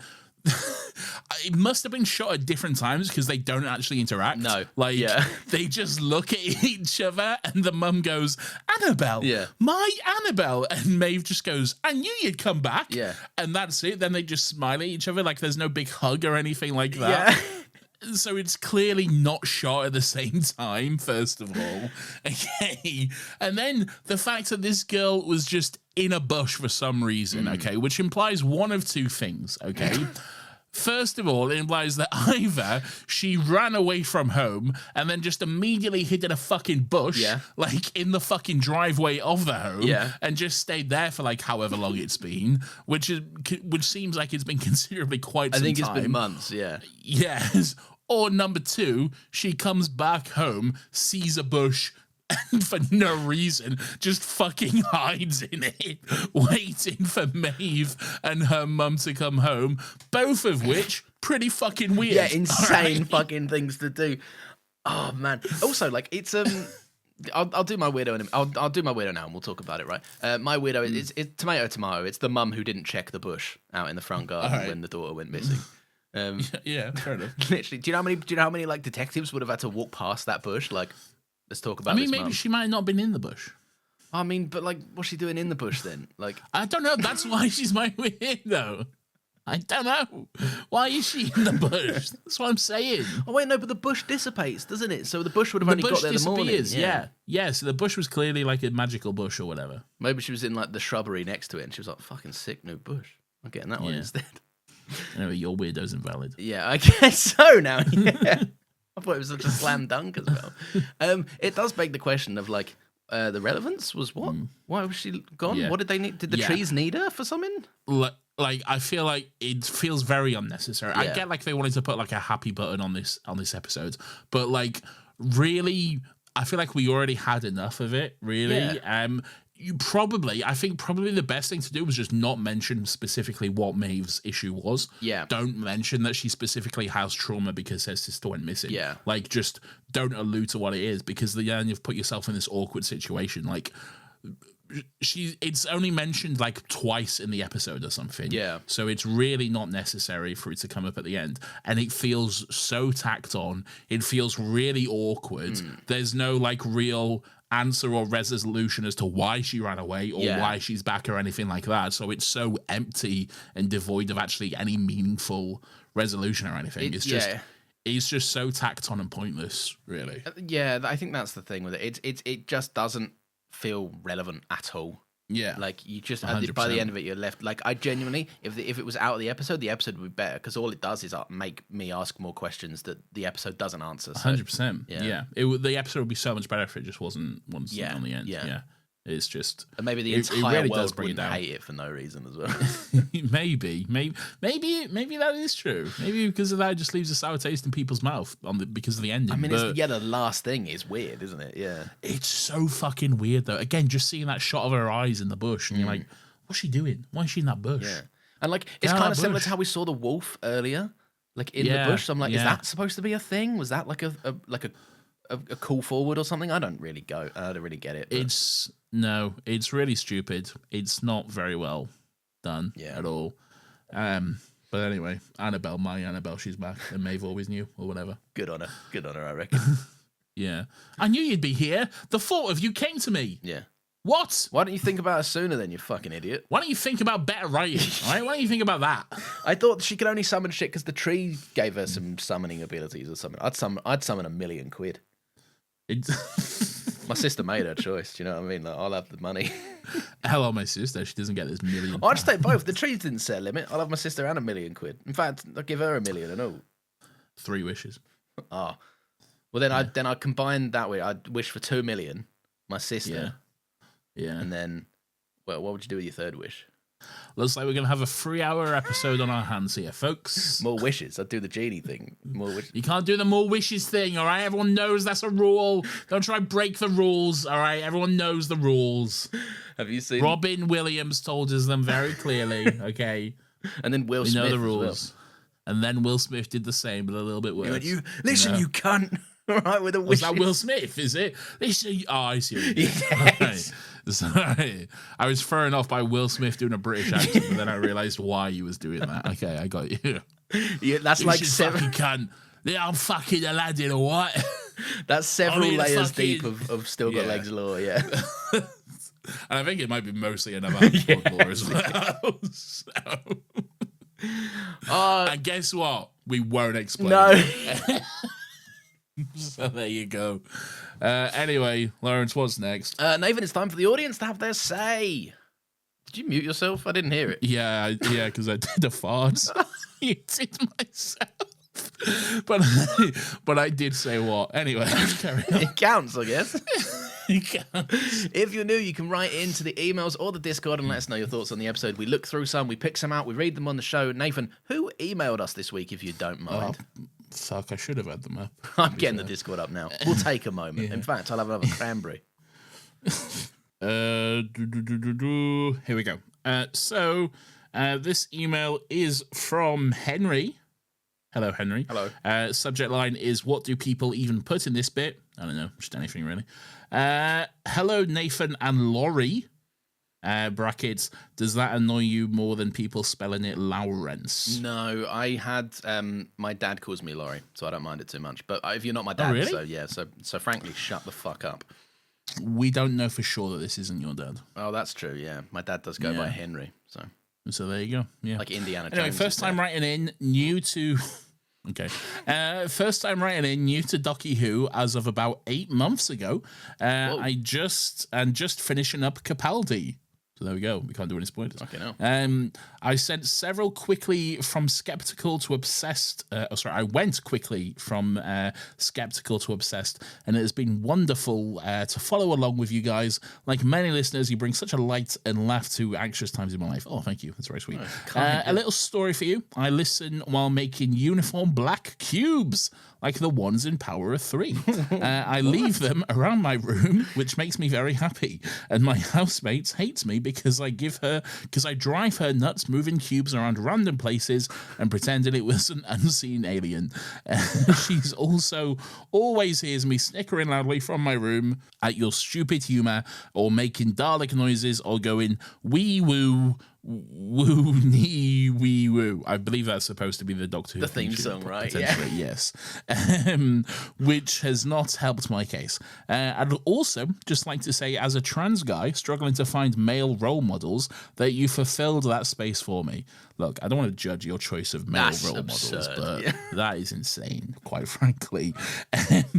You're so chill and kind about so many things, and it's nice to feel I have little friends in my ear. I feel so accepted. Look, we do accept you. That is true. Yeah. Unfortunately for everyone, that probably means I'll also inherit your banter and stupidity and inability to take anything seriously or miss a bit. But that's fine with me. In fact, me and my best mate have the same humor and mocking relationship that you do, and it makes me very happy. Keep being stupid. We love it. Mask fist bump from Henry. P.S. All the best to you, soon to be dad, wife, and the baby. Hey, very kind. Thank Very you. sweet. Thank you, Henry. Thank you. A big masculine fist bump to you too. Oh yeah, I'll give you a little fist bump. Hang on, that sounded like innuendo. I'll give you a regular fist bump. That. Yeah, I don't know why, but you just put a little on the end of that. It really just made it seedy for some reason. I do. I always have to respect it when someone actually does understand that this is a loving friendship that is built on mocking one another. 100%, because let me tell you, a lot of people don't. No, they really don't. We get emails, we get reviews. Like someone left us a fucking scathing review one time, basically being like, "This is toxic." Toxic. All right, man. I'll show you toxic in a minute. Yeah, come back here. Come and listen again. We'll have a go at you. Anyway, thank you, Henry. Yeah, we're not role models. Don't listen to us. That's very kind of you, but we're not role models. Yeah. But thank you. We have to publicly reject that every single time someone says it, because please don't aspire to do anything we do or say. That can only end badly for you. Yeah, literally. You're not doing the rift to jail ratio calculations that we're doing, all right? You could get in some serious bother. Yeah, much like Lawrence does every week. Every single week. This is a crazy take. Sage on the Discord writes, in the bottom 10 episodes of all time, I said what I said. In fucking sane. Frankly, stupid, actually. Yeah, I'll be honest. Stupid. I'm not gonna sit here and name fucking 11 worse episodes, right? But we know they exist. They 100% exist, okay? No, if we weren't kissing 3 hours, I would do it, but I'm not going to do it. I'll do it in the Discord. I won't. No. Do it on the Patreon. Yeah. 10 would make this episode's for Sage. We're doing 10 episodes worse than this. Yes. Anyone else emailed us in? Oh, is that it? From yeah. Yes. This one is from Imogen Pass, who says the tree. Who says the trees brackets Danny is a cunt. Okay. Okay, sure. So they say, hi, Nathan and Lawrence. First time writing in because I need to support Nathan and his hatred for Danny. Damn, okay? Someone exists. The trees episode is pretty bad, and I normally skip on a rewatch, and let's be honest, it has too much Danny. Here we go. Yes, Clara lies, and yes, she's in love with 12. But from the moment Danny met the Doctor, he's began stirring the pot, whispering in Clara's ear and making judgments on her relationship with the Doctor without having any real context or knowledge of her life with the Doctor. He immediately inserted himself into that part of her life without her permission and has consistently forced his opinion and judgment of the Doctor on her based on his own past experiences. The Doctor was in Clara's life first, and Danny, as a newcomer, should respect this relationship they have. He doesn't and expects from the start that he be valued above everything else in Clara's life. I appreciate that by Flatline / In the Forest of the Night, Clara and Danny are at a place where they should be willingly sharing all parts of themselves. But I think he made his bed by pushing Clara at the very beginning to surrender her life to him. Of course she is hesitant to be honest with him. He has been nothing but judgmental, patronising, and controlling since he first met the Doctor. I understand what they were trying to do with the character of Danny, but I'm not at all convinced Clara could ever love someone like him. He is boring. Every second he is on screen, makes me want to claw my own eyeballs out from my skull. Nothing about him fits with the life she's chosen. He offers her nothing unique. He doesn't support her. Clara has seen and done things so far beyond Danny that surely she would want more for herself. I think it's a disservice to her character to write her with someone like him. There is so much more I could say on this, but I don't want to hold you hostage to my email rant. So to summarise, Danny is a cunt, they are a badly written match, and I stand with Nathan. Thanks for making this wonderful podcast I caught up with a couple of weeks ago, so I'm starting all over again, because waiting for a whole week without more SGL is too long. Damn. Thank you, Imogen. And let me just say, she said what she said. She's right. All right? Not a lie was told. All right? I disagree. I do. She spoke her truth. Okay? I've got many. I mean, I could respond, but everything I could respond, I've already said it in other episodes. I think she said it perfectly. Look, I know you do. All right. Look, I disagree. We're never going to agree on this, right? But you love Danny. I just don't see it. I don't see the manipulative behavior that not everyone, like that people are pointing out. Like, I don't see it. I choose not to turn a blind eye to it. Fuck off. Spook Dog, brackets, Rach. on the Discord says, I had to write in for this one. It is, in my opinion, not just the worst episode of Doctor Who, but quite possibly the worst episode of anything. Ooh. Let's get serious here. I harbour so much malice for this absolute wasteland of an episode. It's just 45 minutes of awful child actors wandering around in 5 meters 5 meters squared of forest set, huddled together because there's no room for them to space out, with a few randomly placed London props to try and convince us this is central London. There's weird fairy things, but also the trees are maybe sentient too? ? Also, and who can forget the heartwarming bit where the Doctor explains why vulnerable children suffering with schizophrenia should ignore their medical professionals and stop taking their antipsychotics because their hallucinations are probably real, thus creating the first actively dangerous Who episode ever, which you'd think would be at least fun, but no, it's still somehow boring as fuck. Funny thing is, I liked a few of Frank Cotterell Boyce's books. That's the writer of this, right? Yeah. Liked a few of his books as a kid. What on earth happened here, I do not know. But yeah, genuinely awful stuff. Oh, I can't say I agree with most of that. Yeah. I think the thing about the Doctor, like, saying don't take meds is pretty crook. Like, that's not great. Yeah. But I like him. The worst episode of anything ever is a bit... I can be hyperbolic, but fuck me. Yeah.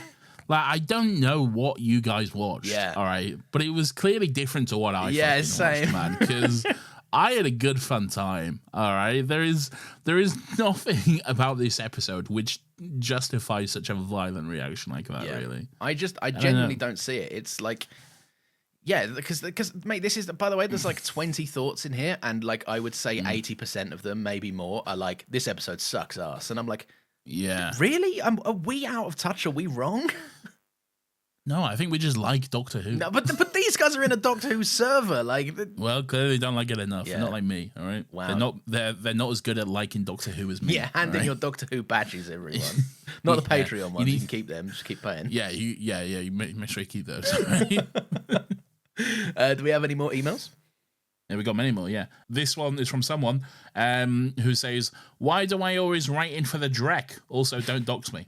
Okay, there you go. Yeah. A up lads, X3. So I assume A up lads, A up lads, A up lads. Oh. Unless the X3 is a smiley face. That would be... No, that's a mixture of an exclaiming with laughter face and a cute face. What? Like the XD, the X of an XD. Yeah, but that's what I'm saying. It'll be a smiley face, won't it? No, because if it's an X3, then it's a laughing face, but then a little cute face. The 3 is for the cute face. Well, why can't it be both? I can be. Do you know what? Let's hear it. Yeah.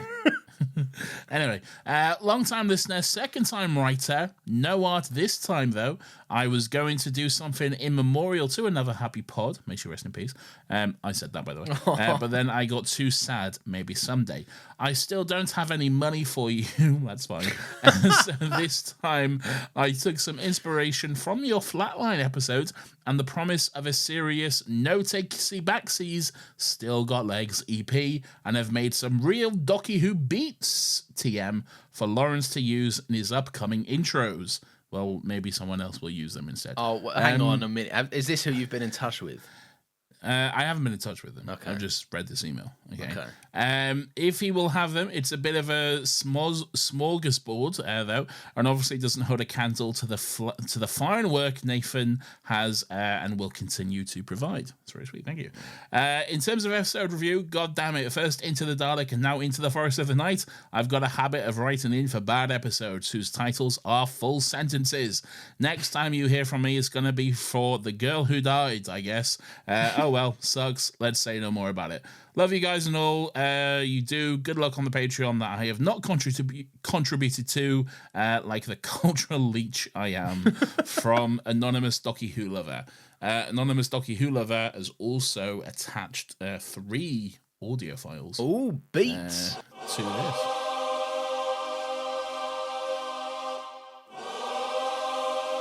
Hang on, do we want to be sharing these? Because we may use these.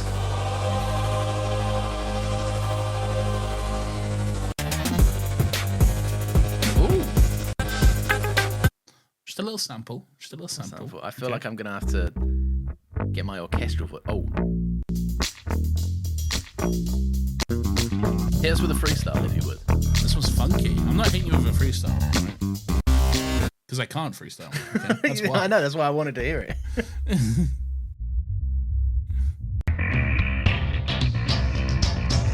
Oh, hey! No! Anyway, There we go. stay tuned for next week's episode. Yeah. Thank you. I will. Well, we'll see if Nathan uses one. If you use one, you got to let me know which one. Again, though, I think I should be allowed more time. Okay. Well, the episode's when it is. I know, but like I should personally be allowed more time. What do you want me to do? You've got now until like Thursday. That's enough time. You've somehow orchestrated this, so it works out that I have less time. Frankly, You suggested it. I didn't suggest it. You've done this whole thing. Okay. I will admit, I did knowingly get prepared early. Yeah. So. See, that's shady, man. That's shady. All right. That's shady. I'm gonna just read through it because we've got so many thoughts, and I'm just gonna read through a few, if you don't mind. All right. Yeah. John Swanson 42 on the Discord says, I don't have much to say about trees and children, but the episode is fine. But I did want to say this. Hearing Nathan talk to Lawrence about the Danny thing each week is like this. Lawrence holds up a picture of a dog and says, this is a dog. And Nathan gets upset and says, that's clearly a flamingo, and also Clara has done nothing wrong. No shade to you, Nathan. We all have our own flamingos. Mine is that Anora was a bad movie and shouldn't have won Best Picture. The Brutalist should have. Anyway, love the pod. What's the deal with that Amelia Perez movie? Oh, very because, transphobic, yeah. Oh, is it? Yeah. Oh, okay. Because I thought there must be something wrong with it, because I haven't heard anything really about the movie. All I ever hear... Oh, by the way, yes, I am just choosing to ignore that, basically. Because all I ever hear is, when everyone talks about it, it's just like, I fucking hate this movie and hate everything about it. Yeah. So I don't know what it's about, but it's transphobic? Not overtly, in a way that it doesn't even know it's transphobic. But yeah, it's trying to champion the trans experience as like a, look at us, we're inclusive, we're progressive, and we get it. And pretty much everything, according to many trans folk as well, like they just gets it wrong on every front. Comes across more offensive than progressive, and like. Yeah. Just watching it, like, I've only lived my own fucking experience, but, like, just watching it, I was like, this is, yikes, this is not good stuff. Sick. But, yeah. Anyway, there we go. Yeah, not great stuff. Not great stuff at all. Yeah. That's all I got to say on that. Okay. Yeah. I'm going to just pick two more at random. Here's Nat. Pearl Goblin 892 says, where was Trinity Wells during the news montage? We were robbed. So true. Yes, 100%. So true. Oh, I didn't You realize. are always right, Nat, and I agree with everything you have ever said. I didn't realize what the rest of this message content was. The plot of this episode is horrible, and people in this channel have talked about it more eloquently than I could. Instead, I take back what I just said, Nat. Instead, I'd like to point out that Danny Pink is the least controlling, most understanding partner in this episode. He's actually taking care of the kids. He takes learning Clara has been lying to him in his stride, and tells her to take her time deciding what she actually wants before they talk about it. I'm sure Nathan has something horrible to attribute to him, but it's the only redeeming part of this episode for me personally. It's great. It's good stuff, man. Chris says something. Chris does say something, but it starts with something, so I got confused. Chris says something about the trees saving the world from the sun. Also, that girl that ran away and then came out of her parents' bushes in the garden at the end. And her parents are my weirdo. She still doesn't know how to run away, and her parents clearly didn't look for her very well. Also, add a yearly option to the Patreon, Nathan. There you go. You've got an order. I've been through this. We can't. We can't. First of all, your Patreon needs to be live for 3 months, first of all, and you need to be earning over a certain amount to do that, which we are not yet earning over. So wow. There you go. So you heard him, everyone. You want a yearly option, sub more. Yeah. Subscribe, and then we can. Okay. Lovely, lovely, lovely stuff. Thank you very much for listening. If you've enjoyed the show, give us a little 5-star review. That would be very cool. You can follow us on Blue Sky, Instagram, and TikTok at StillGotLegsPod. And join the Discord. You can share your thoughts on the episode like you just heard, or you can email them over at stillgotlegspodcast@gmail.com. And it's time for some lovely thank yous. Firstly, thank you to Nathan. Got ahead of it this time. Yes, thank you. And of course, thank you to Nina for managing the short form content, as well as marshalling the Discord server alongside Maylina and of course the head honcho Pierce. If, by the way, you're interested in hearing more from us, we've launched our Patreon. I know it's very, very exciting stuff, but no yearly options because you haven't spent enough money on us. Link to sign up can be found in the show notes. It comes with all sorts of stuff, including access to our weekly notes, as well as a bonus podcast each month where we do a topic episode as well as a commentary that you have voted on. Get involved, get signed up. Nathan, it's time to find out where we picked up some of our scallywag companions from. That is bloody right. So first of all is Robo Funky, who hails from Auckland, New Zealand. Ooh. Okay, all the way down there. So we picked them up in Australia. Just a little boat ride away, I assume. Yeah, sure. Yeah, just a little boat ride away.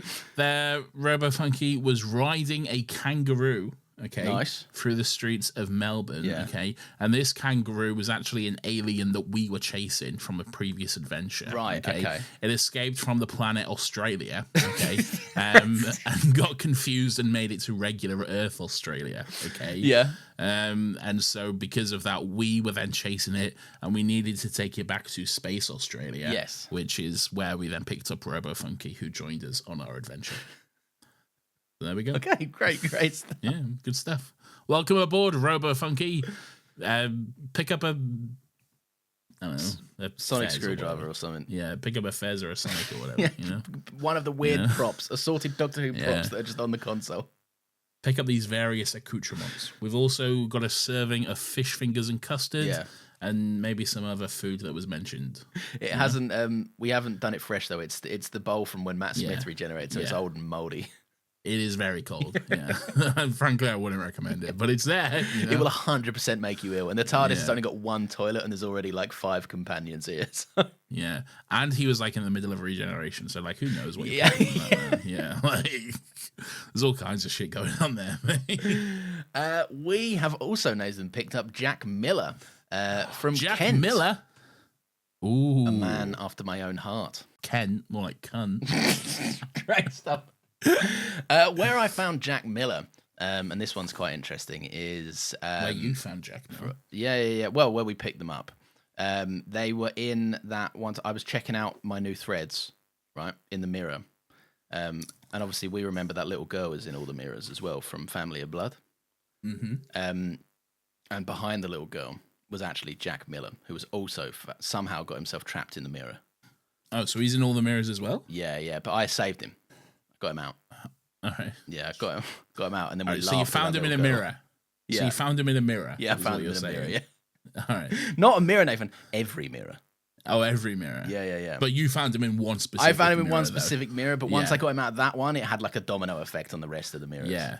But you still just found him in a mirror. That is what I'm saying. Yeah. You just looked in a mirror and he was there. Yeah, basically. Yeah.